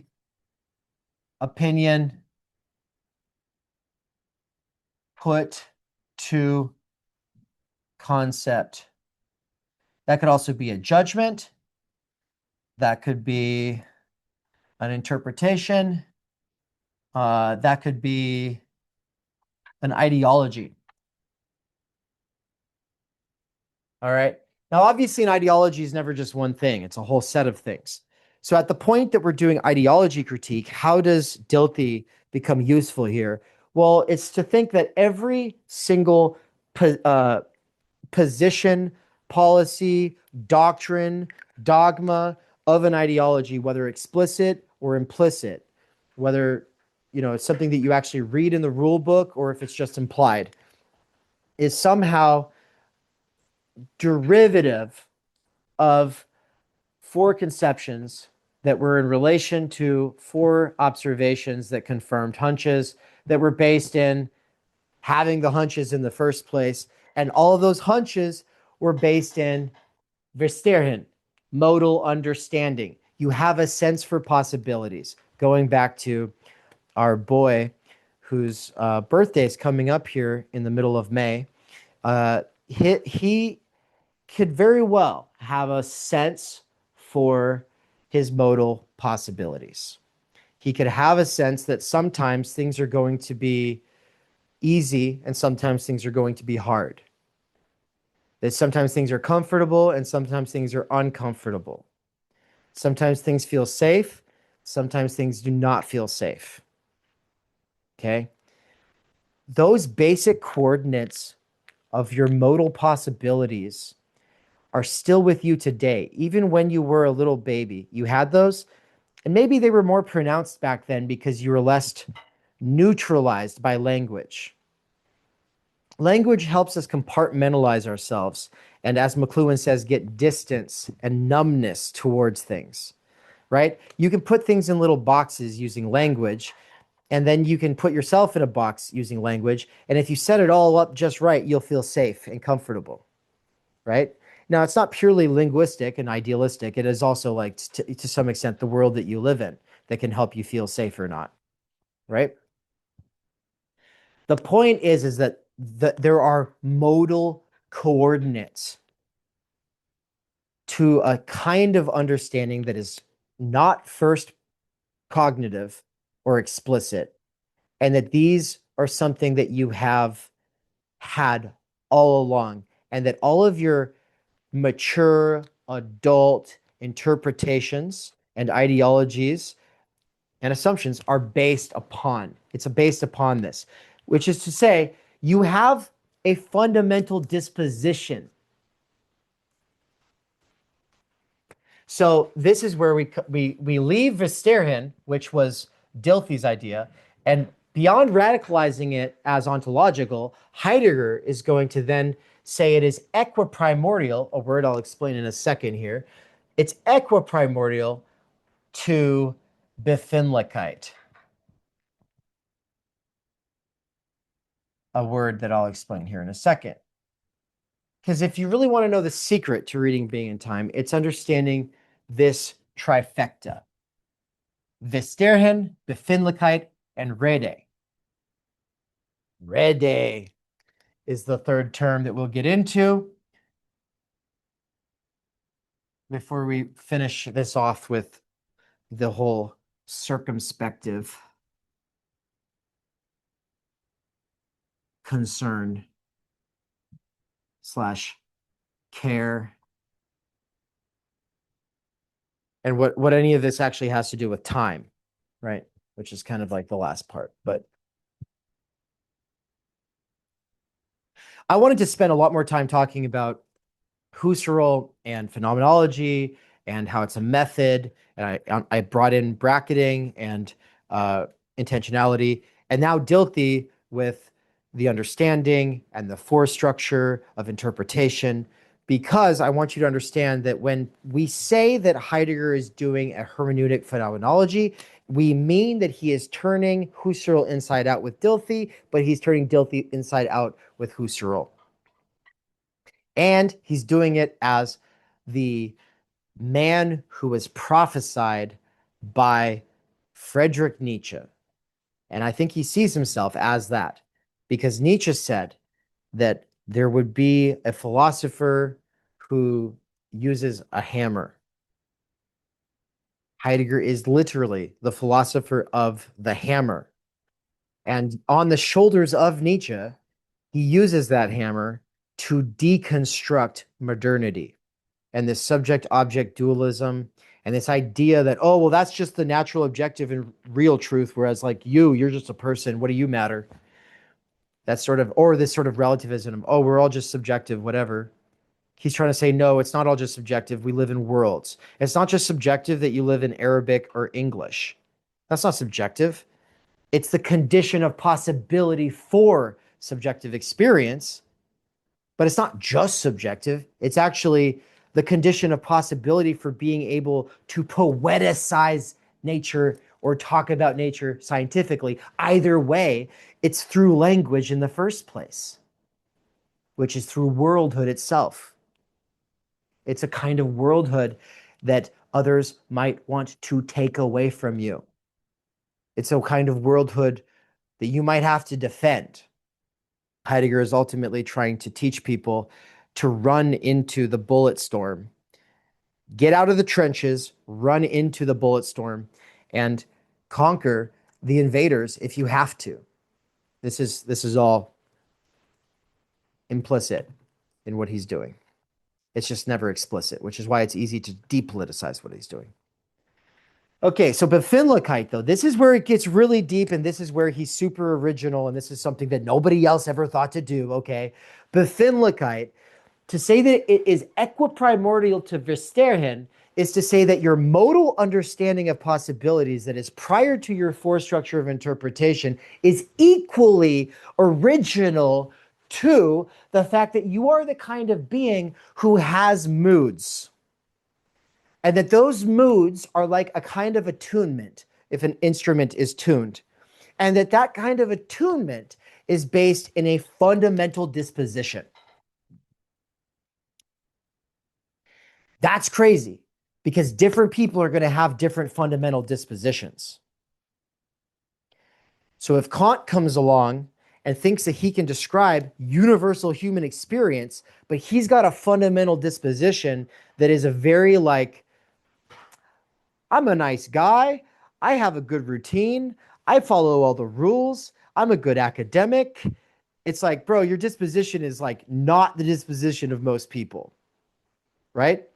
Like it's like original PMC critique. It's like what your experience is so different from the kinds of people you're trying to speak for when you do a universal interpretation of human nature. Okay, Heidegger is putting Befindlichkeit on this equiprimordial status to Verstehen. And remember, Verstehen is already deeper than what it is for Kant or Hegel, but now it's so much deeper because it's on this equal status to the fact that you're the kind of being who has a fundamental disposition. All right? And so that means further down, yeah, you have a fundamental disposition, but then you also have moods, and those moods can cycle and they can change. Okay, but there's also not just you. One of the things that Heidegger does in chapter 2 of Being in Time is spend all this time talking, maybe it was chapter 3. He talks about how it's not just you. Dasein is not just a you, it's a being with. Dasein is not being there as an individual. Dasein is there collectively. You are a product of the people around you. You're an average of the people around you. You're an average of the people that you surround yourself with. Now, Heidegger doesn't put it that way, but that's what he's getting at with being with. You're not just not being in the world like an ice cube in a glass of water. This isn't a spatial thing. And you're also not being with in the sense of you're an individual with a bunch of other individuals. No, you are inseparable from them, but you have like this weird cognitive machinery that helps you compartmentalize yourself off and then experience yourself as an individual. But you're not an individual, you're dependent on your society. And if your society is not doing well, chances are you're not doing well either. That's kind of what he's getting at. Now, there's a bad way of being with people, and there's a better way of being with people. And that's what inauthenticity and authenticity is going to be all about when we get into that. I don't even know if we'll have time to really get into that, which is funny because when most people talk about Heidegger, they just talk about ontological difference and authenticity, and then they roll their eyes, and then they go on to the next thinker.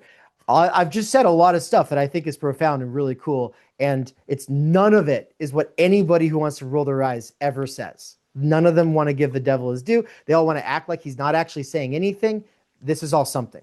This is obviously something, and it's all there, and you can read it, and it's indisputable that he definitely thinks Verstehen and Befindlichkeit and Rede are equiprimordial, and that they're all upstream from this force structure, and that itself is dope and good enough. But in reality, also, Befindlichkeit is prior to the fact that we get caught up in moods. But then the fact that we get caught up in moods is related to that thing where I said that you can sense that something is off. When you realize that something is off, that should indicate that you normally think that things are fine.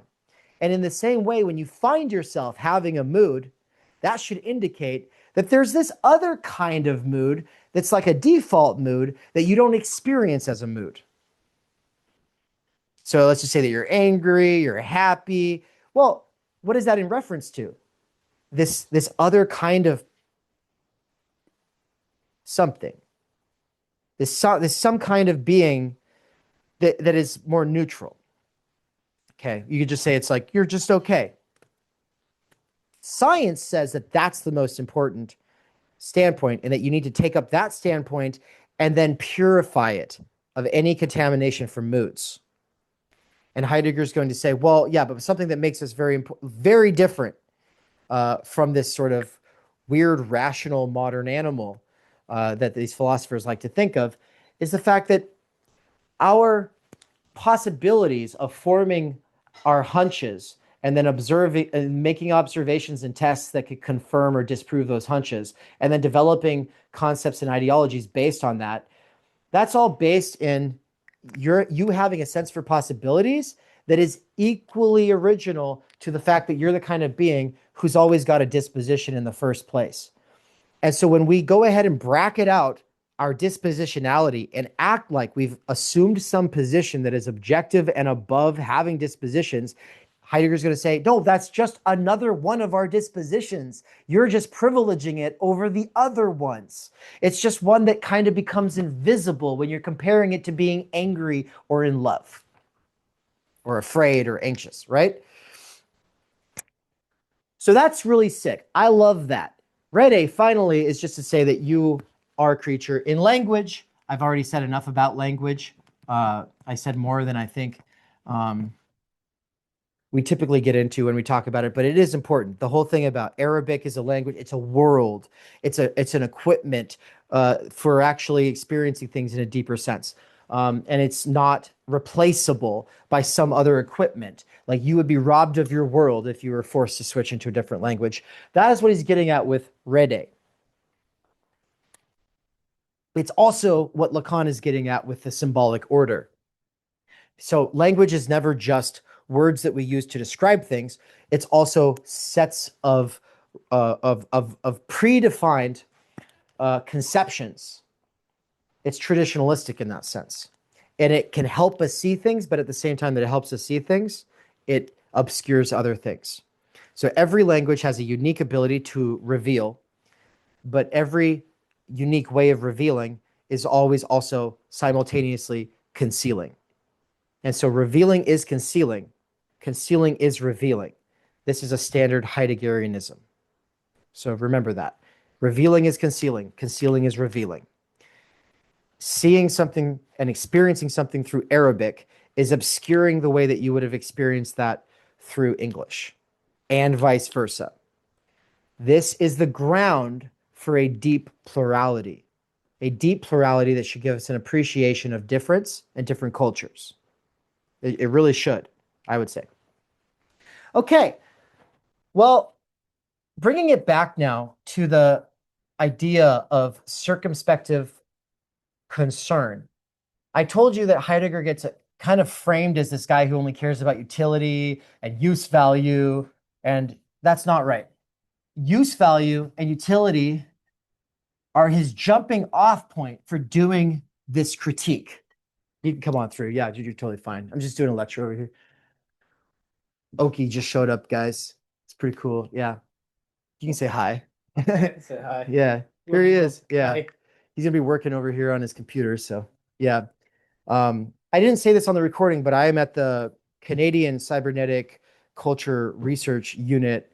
What is it called? The Grindhouse, like the Post Sigma Grindhouse or Clout House, also the Grussel House, the grinding, hustling house. But basically, it's where like 10 Canadian content creators all are here as a collective. Yeah, it's somewhat inspired by the CCRU. So sick. Yeah. And we had a great party here last night. So as far as being in the world goes, this is quite the world that I am currently being in. But anyway, getting back to it. We have Versterhen, Befindlichkeit, and Rede. And I'm talking about bringing this now down to circumspective concern. And we're going to use this to say that the whole thing about equipment and utility, the whole point about it, why he focuses on it so much.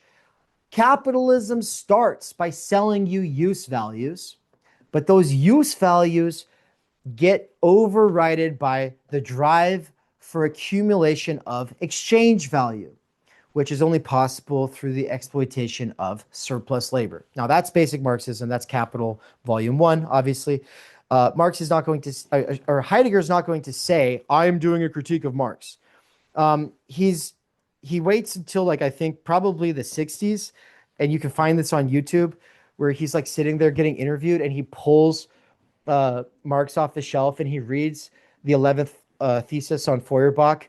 Philosophers have only interpreted the world. The point is to change it. And then he goes, yeah, but what Marx didn't realize is that he already had an interpretation of the world and that he was acting as though it's just reality, but he hasn't really thought deep enough about the nature of interpretation. And I think that that's true. You know, standard Marxism doesn't have a very good hermeneutics, which is to say all of this stuff I was saying about the force structure of interpretation tends to get left out of the picture, and then people think that they're speaking of objective reality.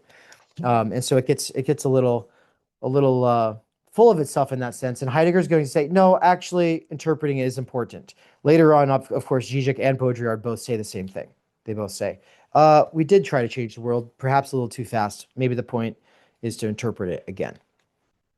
We workers with earbuds say, maybe it's not an either or, maybe we can do both. We can potentially be working at changing things small scale and large scale while also interpreting.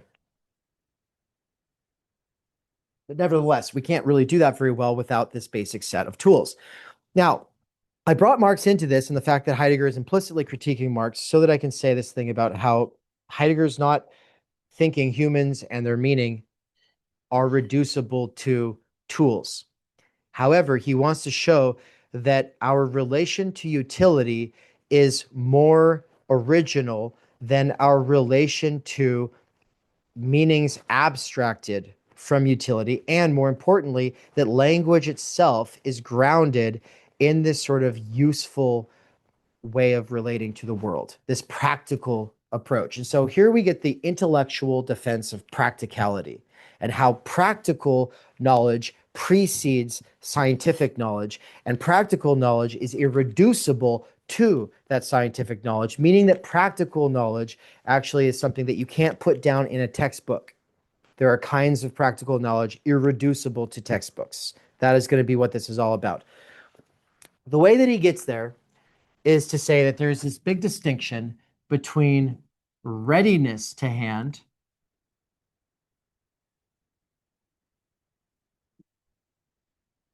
and presence at hand. Now, this is awesome. And once again, something that he does that no one else ever did, and it forever changes things. Derrida spends his entire life being a Heideggerian in this fundamental sense that he thinks that presence ontology is missing the point. Well, he wouldn't have this critique of presence ontology if it wasn't for Heidegger's being in time doing this deconstruction of modernity by focusing on how all of the modern philosophers prioritize the present at hand form of knowledge over the ready to hand form of knowledge. Okay, I told you that Nietzsche is prophesying that there will be a philosopher with a hammer. That the new, it might be pluralized, like the new kind of philosopher is going to philosophize with a hammer, I think is the more accurate quote. So Heidegger uses the hammer famously to say, do you primarily relate to or have knowledge of the hammer in this cognitive, explicit way, or is your relation to the hammer primarily one of just it's handy, it's useful, you know how to grab it and do the thing? Going back to the glasses that sit on your nose and ears, fading into the background unless I keep reminding you. A tool is useful, most useful when we are unaware of it because it's assisting us, because tools when they're useful, blend into the background, and the reason we're using them is because they make something possible. Tools, when they function, present themselves phenomenologically as affordances. Affordances. They afford some kind of activity. With the tool, the kind of activity afforded is suddenly hammering a nail or hitting Oki over the head or whatever, you know? Like that's what you could do with a hammer. And whether it's being used as a club to hit somebody or as a hammer to nail, the point is that it's handy to that task. It presents itself to that task. This is where Heidegger is really wanting to take us, because ultimately he wants to think about the nature of being itself. And he wants to separate being from these classical and modern accounts of beings, right? Well, a hammer or a stick in the woods that you use like a hammer when you're doing some tent stakes or what have you, it's presenting itself. But to say it's presenting itself is to say that it is presencing. Being, as Heidegger thinks about it, is not just generalized beings. It's a different kind of being than beings. But really, it also gets at the fact that beings are presencing. And at the most primordial level, how beings present themselves to us is as useful to affording certain kinds of activity or not, right? And so going with the example of the hammer, you're in the workshop, you grab the hammer, and you start nailing away. You're building something. Fantastic. You're not even thinking about it, right?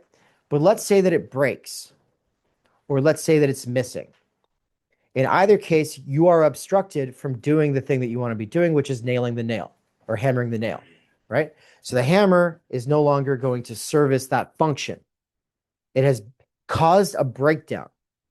I like to think of Cusco from Emperor's New Groove. Whenever he gets thrown out of the groove, and he's like, "Oh, you threw me off my groove." Like, I don't know if that's a reference that's too obscure for some of you. Well, the point is that you get into a groove, you have a certain flow, you're getting stuff done, and then there's a breakdown. As a content creator, I think I can speak for everybody here. One of the things that we constantly discover is that we're not actually creating content, we're troubleshooting computers. Like the primary thing that a content creator does is troubleshoot computers so that they can then do the basic audio video stuff that they want to do. Like nobody has a problem doing video and audio. What everybody has a problem with is the constant troubleshooting, the constant learning curves, the constant refining. And when I say troubleshooting, I mean, yeah, you start with turning the computer off and then on. And now you have to uninstall and reinstall. And then or you're checking for drivers. And you go down the list. Well, there's a lot more of that on the computer than there is in the workshop when you're just using a hammer and wood. But when you're using the hammer and wood, the chances are your kids might have taken the hammer to go do something and they didn't put it back. And so now you get thrown out of your groove. Dang it. Now I have to go looking for the hammer, or I have to try to figure out how to use some other tool as a hammer. What Heidegger is getting at is that before you are thrown out of your groove, you're in this flow state where things are useful and you're relating to them as use values. You're not thinking about them cognitively. You're not talking about them explicitly. And you're definitely not analyzing them scientifically. The hammer is not the object of a scientific query or a sort of detective mystery, right? In the case of it going missing, all of a sudden, now you're a detective, and the mystery is, where did somebody put the hammer? But if you are looking at it in the more scientific mindset, it's because it broke, and you're trying to figure out how to fix it. Now, having fixed hammers in the past, I think that it's such a simple example. It's too simple. The fact is a much better example of a breakdown would be the computer, the bicycle, the car, whatever. It's going to be something that's a lot more complicated. The point is that when it breaks down, it can be a lot more complicated getting it working again. With the hammer, you can probably just replace it or like whatever, swap some piece out. Like you can maybe even fix it yourself. But when it really throws you out of your ready-to-hand involvement with the world, that's the moment when you switch from the ready to hand mode of being into the present at hand mode of being. That present at hand mode of being is one that focuses on presencing the object or tool in a different kind of light. So when it's presencing in a ready to hand involvement, it's not explicit, it's part of the background conditions, and it's just affording the activity. But when it breaks down, what do you have now? You have something that's obstinately in your path to actually getting done what you were trying to do. Okay? That's when you switch into the scientific mindset. The reason he wants to think about this is because he wants to, as I said, develop a sort of master intellectual defense of common sense. And common sense people know that practical knowledge is ultimately more important than theoretical knowledge. Now, it's not always more important. You could very practically go in the wrong direction to your location. And that's because you have a bad theory, which would be a bad map, right?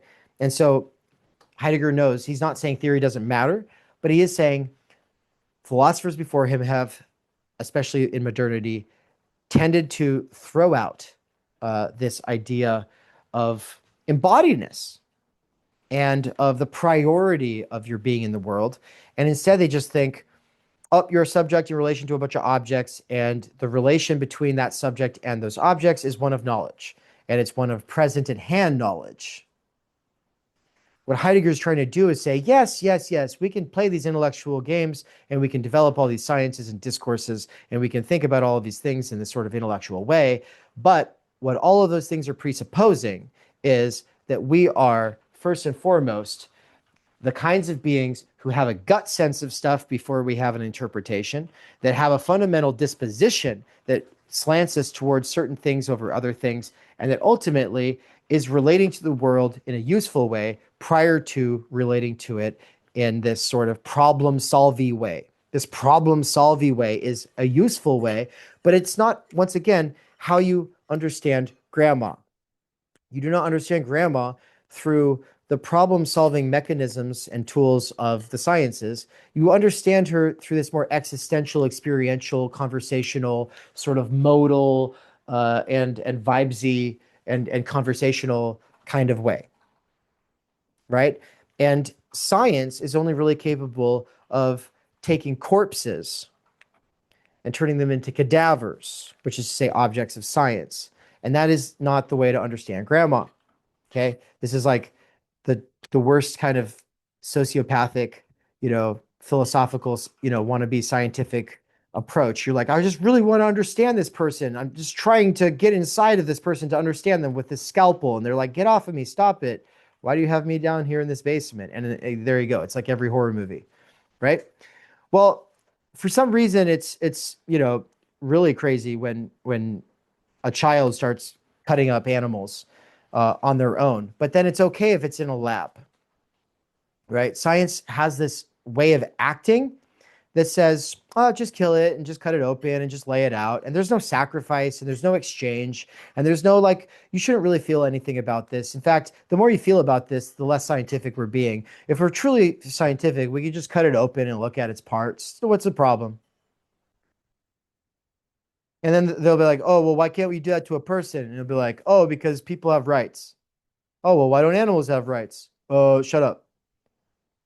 It's just like this weird thing. And the ultimate answer is, well, because we don't want other people to do this to us, so we should all just agree that we shouldn't do this to each other. And we're not worried about animals doing it to us because animals would never think of killing things to understand them. Animals only think of killing things for fun or for food or for both, right?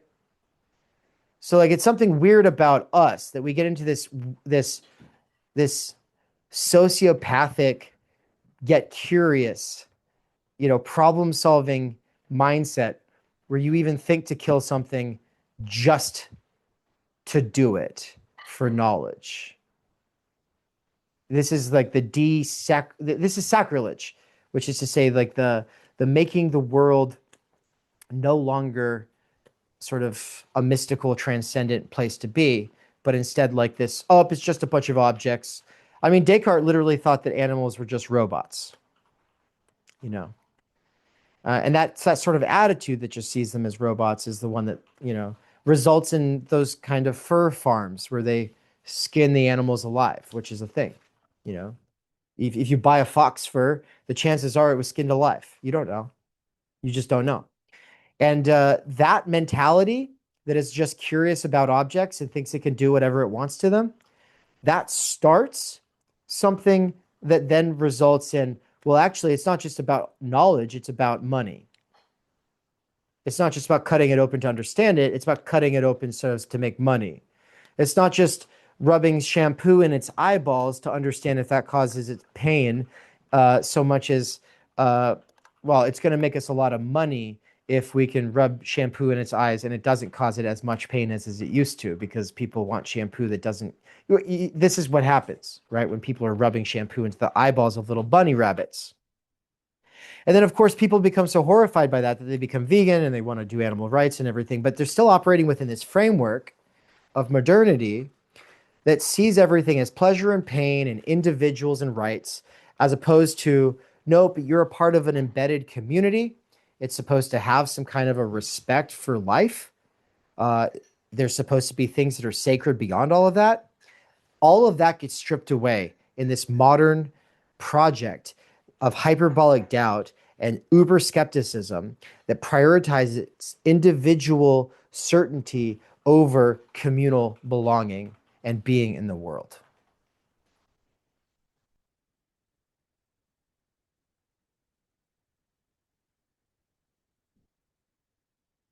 I didn't get a chance to really say what circumspective concern is and how care is more primordial to those. I didn't really get to explain world disclosure as part of all of this. And I never really got to get into thrownness and inertia and curiosity, idle chatter, and ambiguity, and how you get caught in this cycle of falling and superficiality and kind of lose sense of like what matters, and how Heidegger thinks that there's ways of grounding out in things that can bring you back in touch with that stuff. I never really got a chance to go into any of that and how all of that is actually temporal. So the idea of Heidegger with time, just to close out, is that he's going to say, look, and this is the last chapter of Being in Time. It's actually probably the first chapter you should read. The first chapter is really just like, what do normal people kind of experience time as, and how do normal people tend to think of time, and why is that wrong? And it's basically just wrong because it's this infinite succession of nows. And every one of them is equal in measure. And you can put them all on a calendar. And you can just project out ahead of them and just think, oh, they're all the same size. It's just like inches on a ruler, or centimeters on a ruler. So it's just like minutes, hours, years, whatever. And that's just not how time works. And then he's going to go into how time actually works. And I can't really do that here right now. But what I can do is say the answer to what time actually is in chapter 5, not chapter 6 of Division 2. So it's a weird order. It's like in chapter 5 of Division 2, he tells you what time actually is. And then in chapter 6, he tells you what people think time is. And so if you did start reading that last chapter thinking that that's the answer to what time is, according to Heidegger, you missed the whole point of the book. So that's a thing that does happen. People do this frequently. They get stuck in the introduction. They get angry about the introduction. It's like a 60-page introduction. So they say, I'm going to give up on the introduction. I'll just go read the last chapter to find out what's going on with time. And then they're like, what the hell? This is just like normie time. This is what everybody thinks time is. And it's like, yeah, but he's telling you what he's critiquing. It's just a weird order for the chapters. It feels like it's put in the wrong order. And I'm not the first person to say it feels like it's put in the wrong order.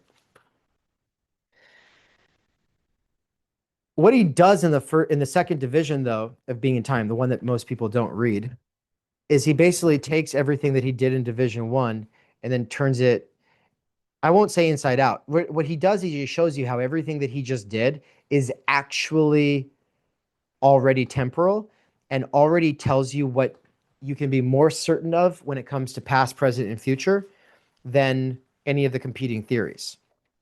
And he's not, remember, doing it metaphysics. He's not doing ontotheology. People can critique him for not doing that, but you can't critique him for not doing what you want him to do if his project is explicitly like, here, I'm going to bracket some things out and then just tell you what I can see, doing hermeneutic phenomenology. He's not saying, here, I'm going to give you everything. He's saying, here, I'm going to give you something that you would have never come to otherwise. But it's true. And he's going to say, it's not the whole truth.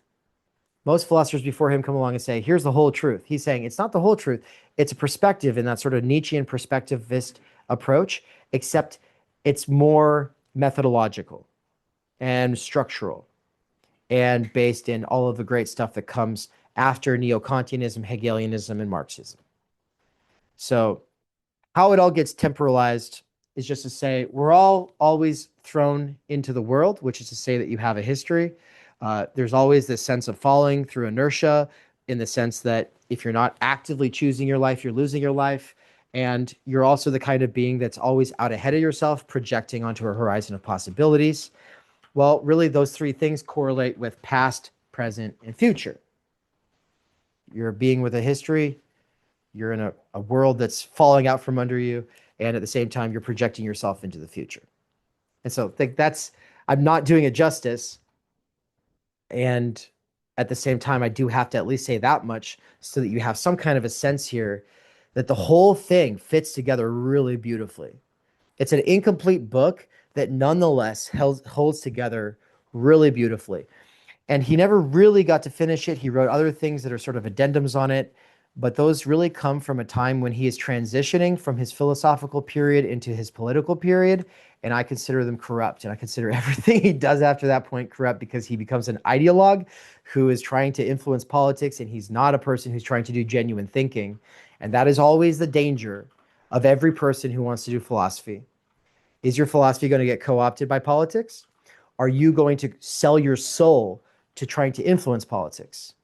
And yeah, are you going to give up on trying to hold a radical,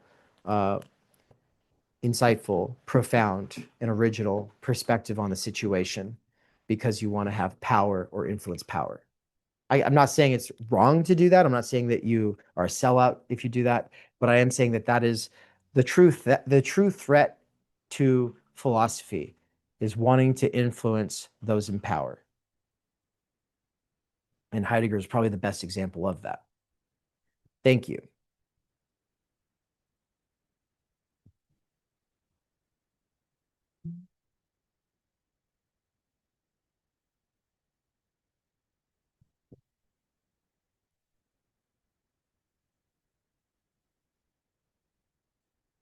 All right. So I'll probably have to go pretty soon, but we definitely have time to at least does anybody want some clarity on anything, or does anybody have any questions or things that you want to either hear more about now, or I can always do a follow-up if it would get us going too deep, then I'll always plan a follow-up for sure.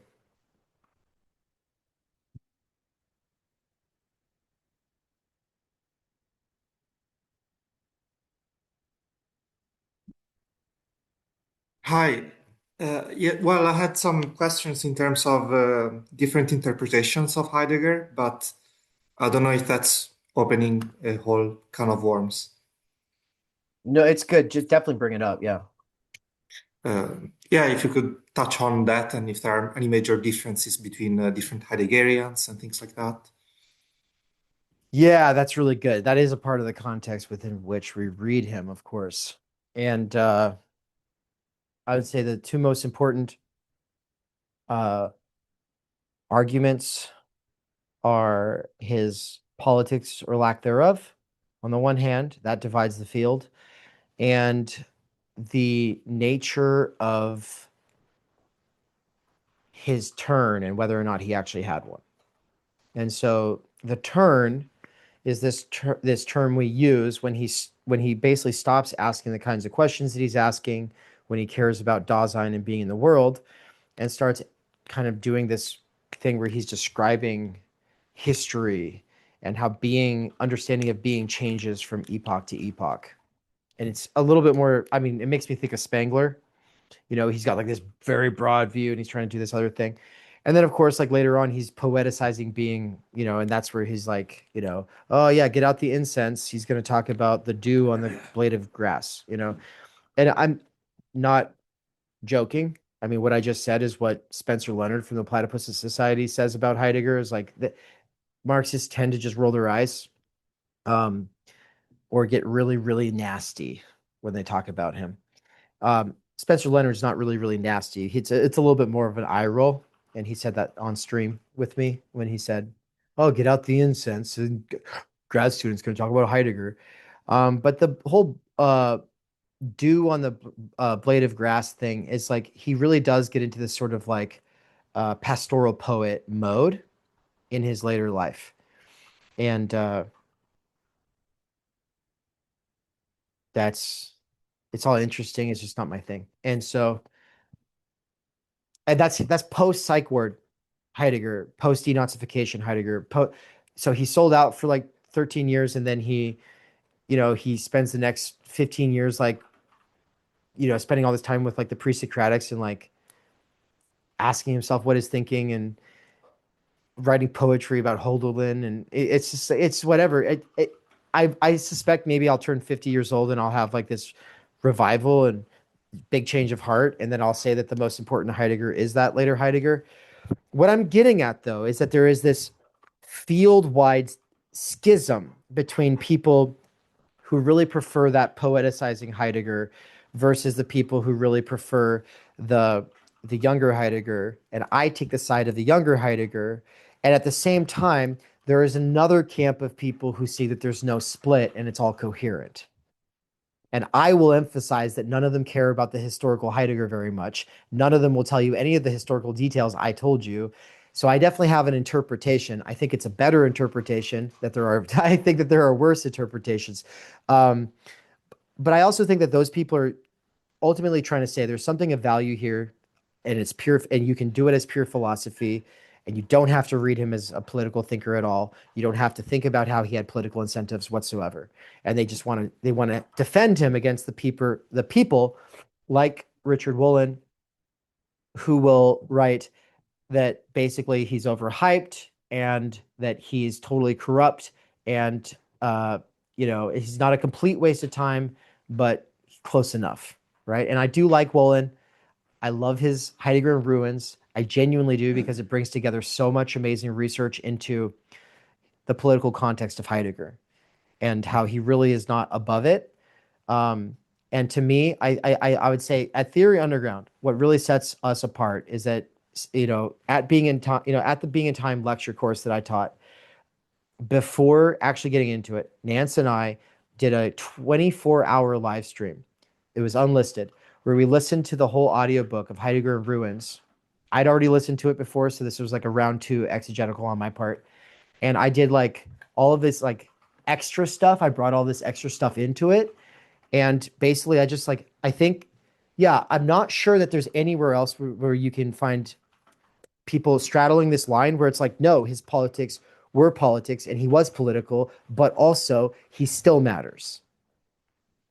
Because it's always like, oh, he kind of doesn't matter because of his politics, or, oh, actually he wasn't political.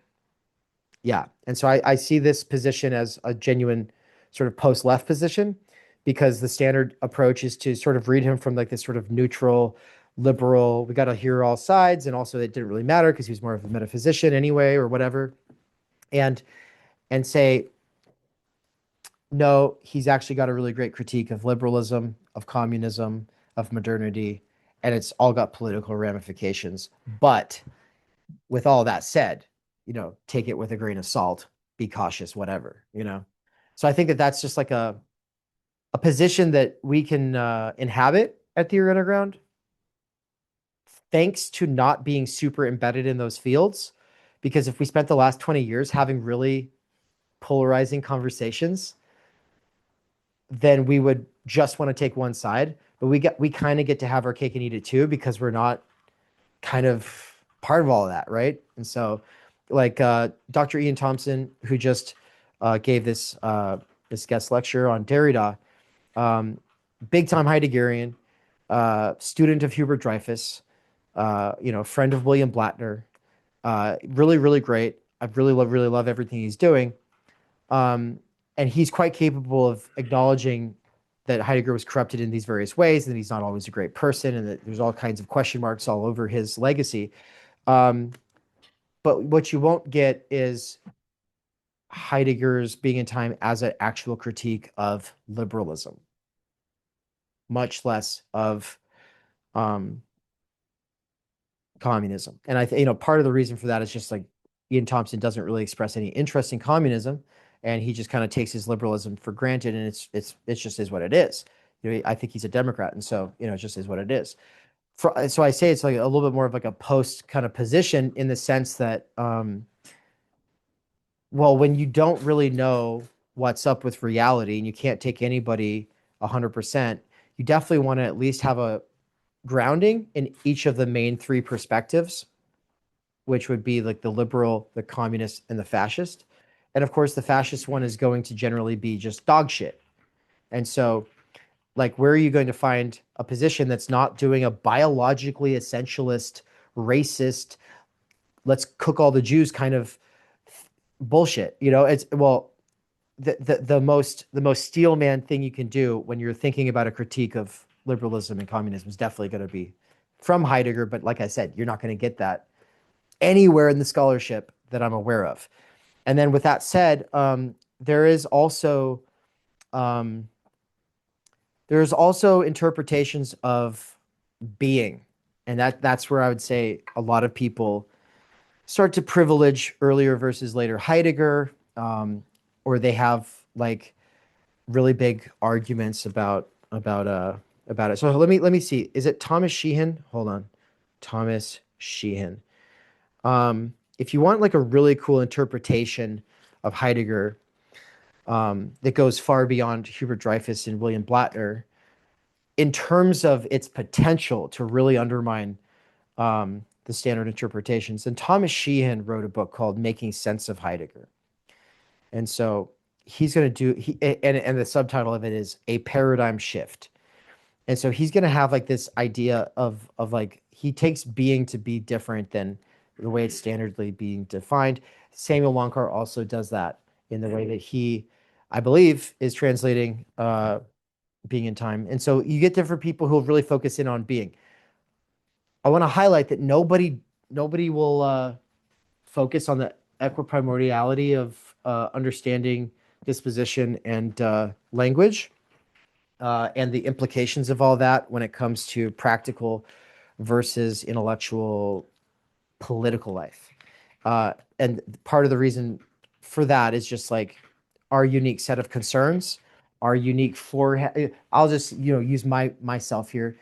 My forehaving, my foresight, my foreconception all come from my disposition. And my disposition is this base sort of liberal, progressive, yet somehow still sort of conservative kind of mixture of things that comes from the result of having traversed the fields of academia, left activism, and the attention economy for a while. And so I have a unique set of questions, needs, etc., driving me when I read the text. And so it is a particular interpretation and a particular perspective situated in a field where I think people like Thomas Sheehan, they're doing very important work. But it does feel a lot more when I read them like they're talking about metaphysics, and it doesn't really have political ramifications, whereas I do think that everything he does in Being in Time has tremendous political ramifications, because he's trying to equip young Nietzscheans with a new sort of worldview that will get them to stop being individualistic bohemians and instead go fight in the war and get out of the ditches and run into bullet fire. And that is actually like the biggest thing driving him that decade, is like a sense of loss and resentment based in World War I, because they lost so much and they should have won. But the reason they didn't win, they believed, was because of the anarchists, the socialists, the young Nietzschean bohemians, and all of these people who were kind of just like anti the war and individualistic or collectivist in like this universalist way that said, oh, roll over for Russia, just align with the Bolsheviks, everything will be fine. And so, yeah, that radicalized him a bit. And so I just think that's a really important part of the interpretation of being in time. Yeah.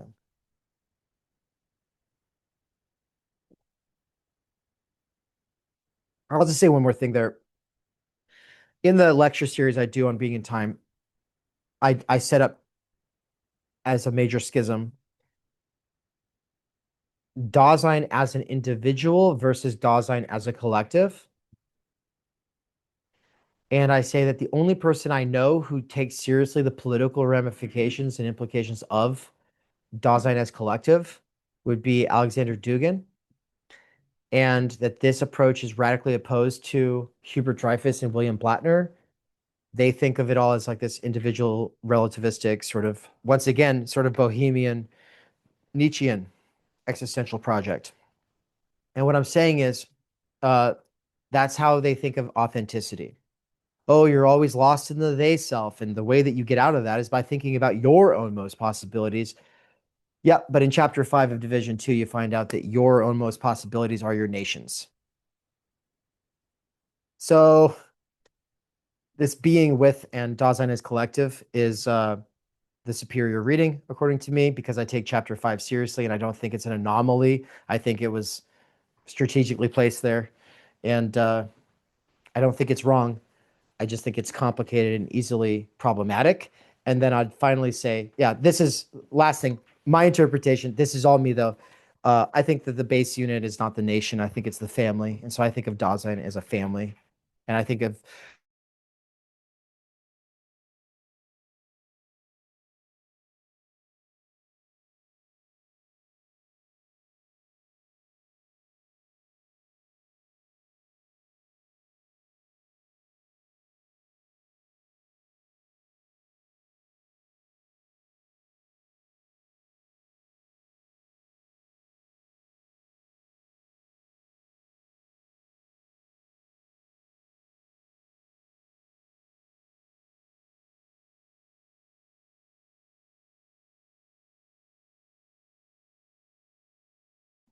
Dave, I think your signal froze. If you can hear us, see if you can restart.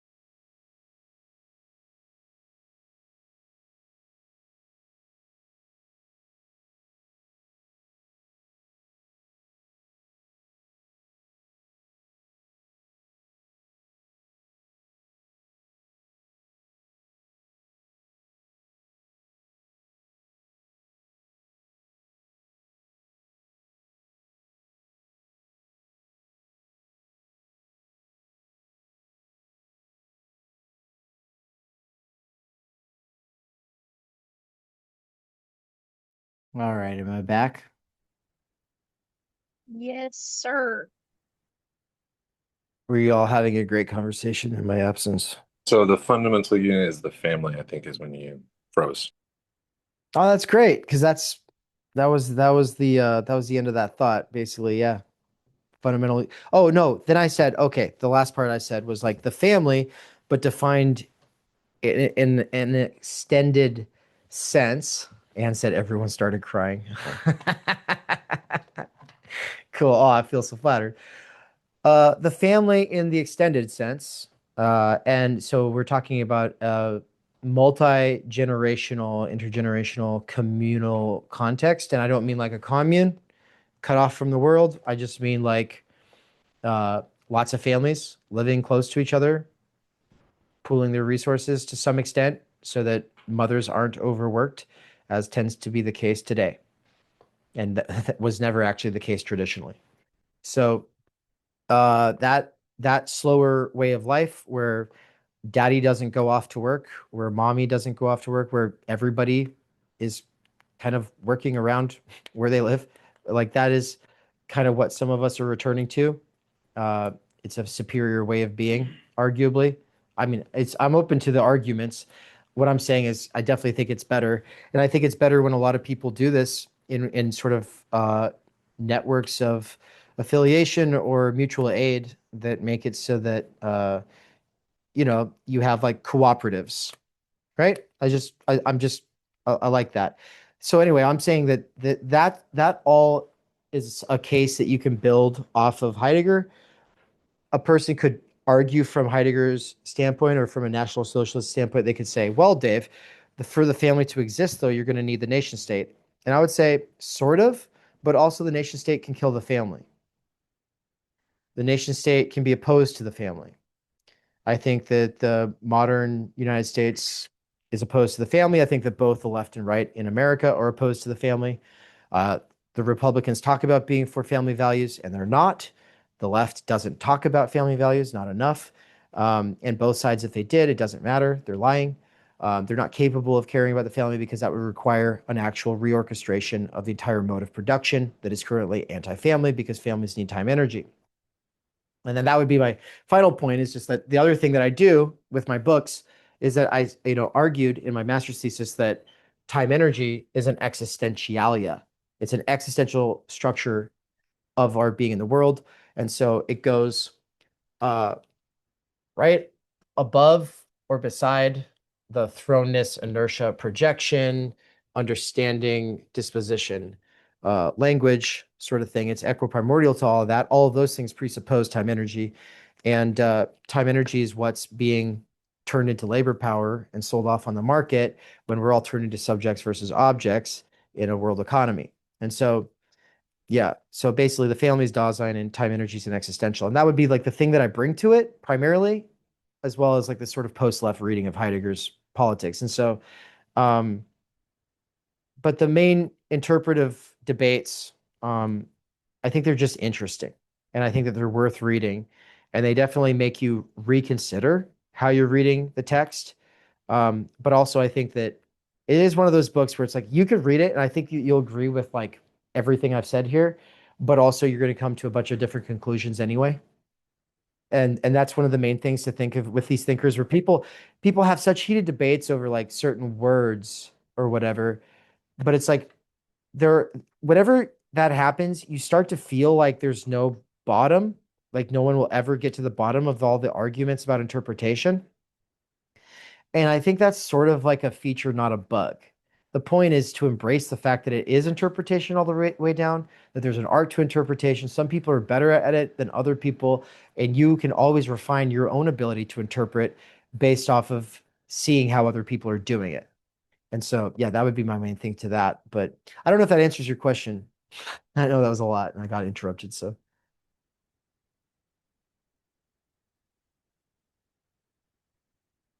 I think you should do a follow-up. You obviously know a lot about this. This was really great. I have more questions, but I don't want to keep anyone. But specifically authenticity and authenticity. I want to know more about Heidegger's moods, or I think Stimmung. I'm partly interested in that because I wonder if Heidegger believes that mood or emotions are trans-historical or if they're shaped historically. And also, Byung-Chul Han did his dissertation on Stimmung, and I've not been able to find it, although I would like to read it because Heidegger seems important for Byung-Chul Han. And yeah, I guess I also, regarding inauthenticity, I wonder what types of people he would call inauthentic. And then also, I think with like Heidegger, and maybe like you could definitely see this with Lacan, certainly with Freud, you see the language that they use sort of escaped the confinements of the author who spoke them, and then they just become these things that are laying around and become like brute instruments and that they're just detached from the whole system. So Right. maybe if you did a follow-up, we could maybe track some of the historical ramifications of the words that he used and how they were either misused or misinterpreted or whatever. Anyway, that's just my 2 cents. This was great. Great. Yeah. The short answer is that Heidegger says very clearly that uh, inauthenticity is prior to authenticity. Authenticity is based upon inauthenticity. You can't get outside of inauthenticity. Uh, and that it's not a types of person thing. It's a you are inauthentic when kind of thing. And so, I'm inauthentic when I walk through the door the way that one walks through the door. This would be the way that Hubert Dreyfus talks about it. He's very clear that it's not moral. It's not a moralistic thing. I think that is a little, I don't know. It's too easy and potentially missing division 2.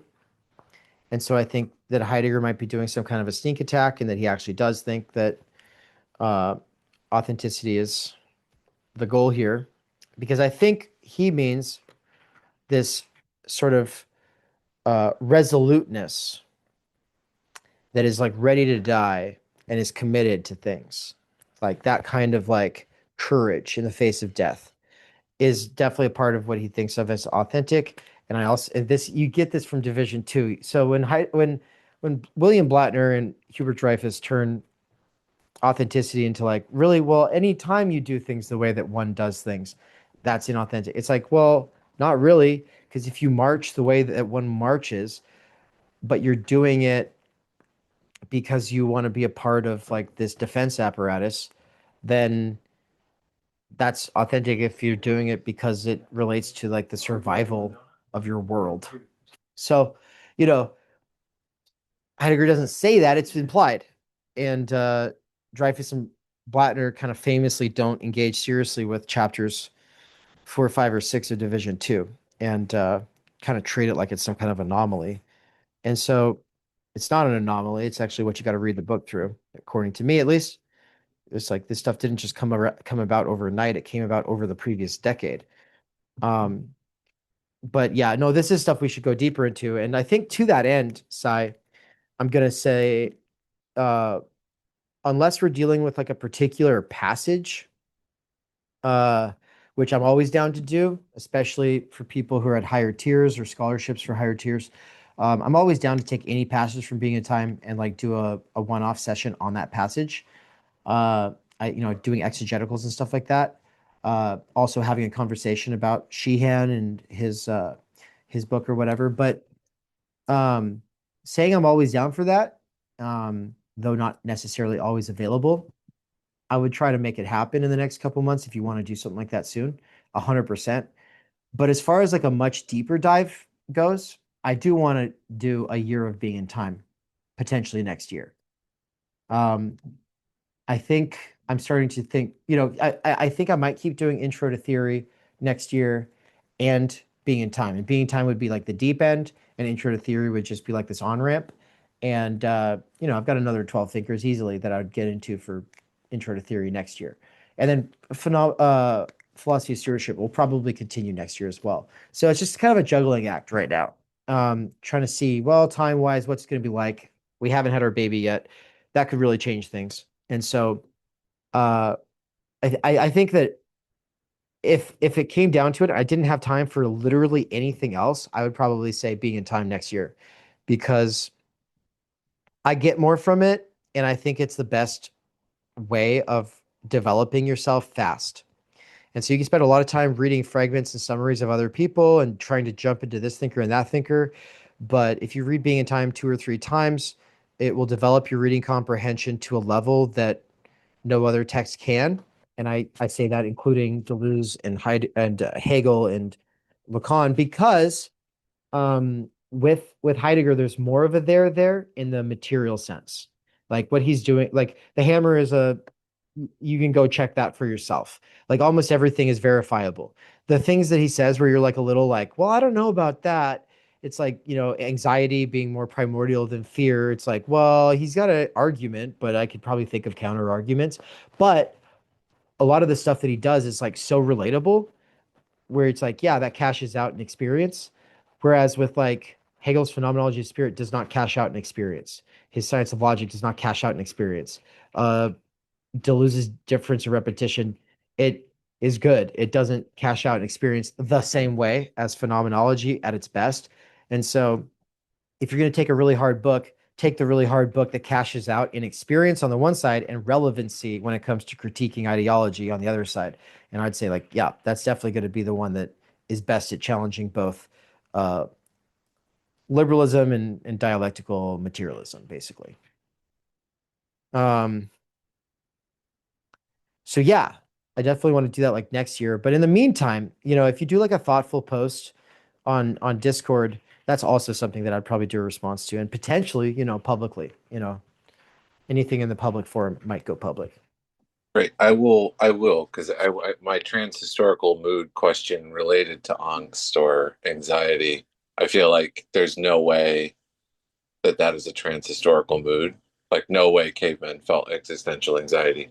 But yeah, great. And then can you just tell me once more, because I'm going to start reading this because I'm really curious now. What are the orders of chapters you would recommend if you were to not read it cover to cover, but skip the introduction again? That's good. Quick answer to the transhistorical question is to say he's not doing transhistorical anything. So, I mean, a lot of this stuff I think is pretty easy to read transhistorically, but definitely not that because moods. He's German. They have a word called Zeitgeist. Like the whole point is that there's collective moods that are like historically based. And so, yeah, you can have a whole disposition for a generation, for instance, like the silent generation. Like that's definitely in line with what he's getting at. And then the order of chapters, I always say skip the introduction and go to the well, now I'm saying I genuinely think like reading the last chapter might be worth it. But you said that you were trying to do that, uh, and that was weird. And so it's like you just want a glossary, and that's where I'm like, I almost think that like what's needed is some kind of like there are companions to being in time, but I did not find them useful at the time, and so like I think like an American Idiot introduction companion to being in time like might be in order. Like I've thought about writing that, where it's just like you saw the way that I was, I wrote like having a hunch or whatever, like for having a hunch. It's just like that kind of stuff makes it a lot easier to read. Whereas if you're just reading for having, it's like really obscure. And so it's like I wouldn't want to deter people from reading the actual translation, but instead like a supplementary translation that's like kind of like putting into plain English some of their terminology just so you can kind of use it almost like a glossary. Yeah. Yeah. Oh, I just wrote this. Can you take a picture of the whiteboard and post that at some point? And then, yeah, when I jumped into Division Two, Chapter 6, there were all these like quotes. All these words were like bracketed in quotes, and I could not figure out for the life of me what that was supposed to mean. So maybe I need to just I need to read like a few introductory essays, and then I'll start again on Chapter 6, Division 2.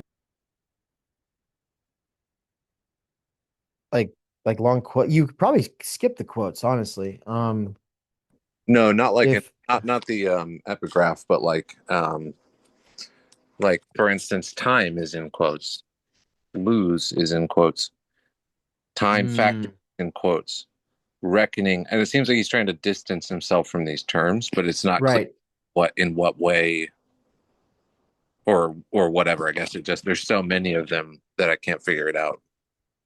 Yeah. Okay, thank you. No, this is the good connection back to history of the concept of time. So if you read History of the Concept of Time, which I say is the informal introduction, the one that you should read instead of the actual introduction to being in time, think of the introduction to being in time as an afterword, because it is, because you wrote it after.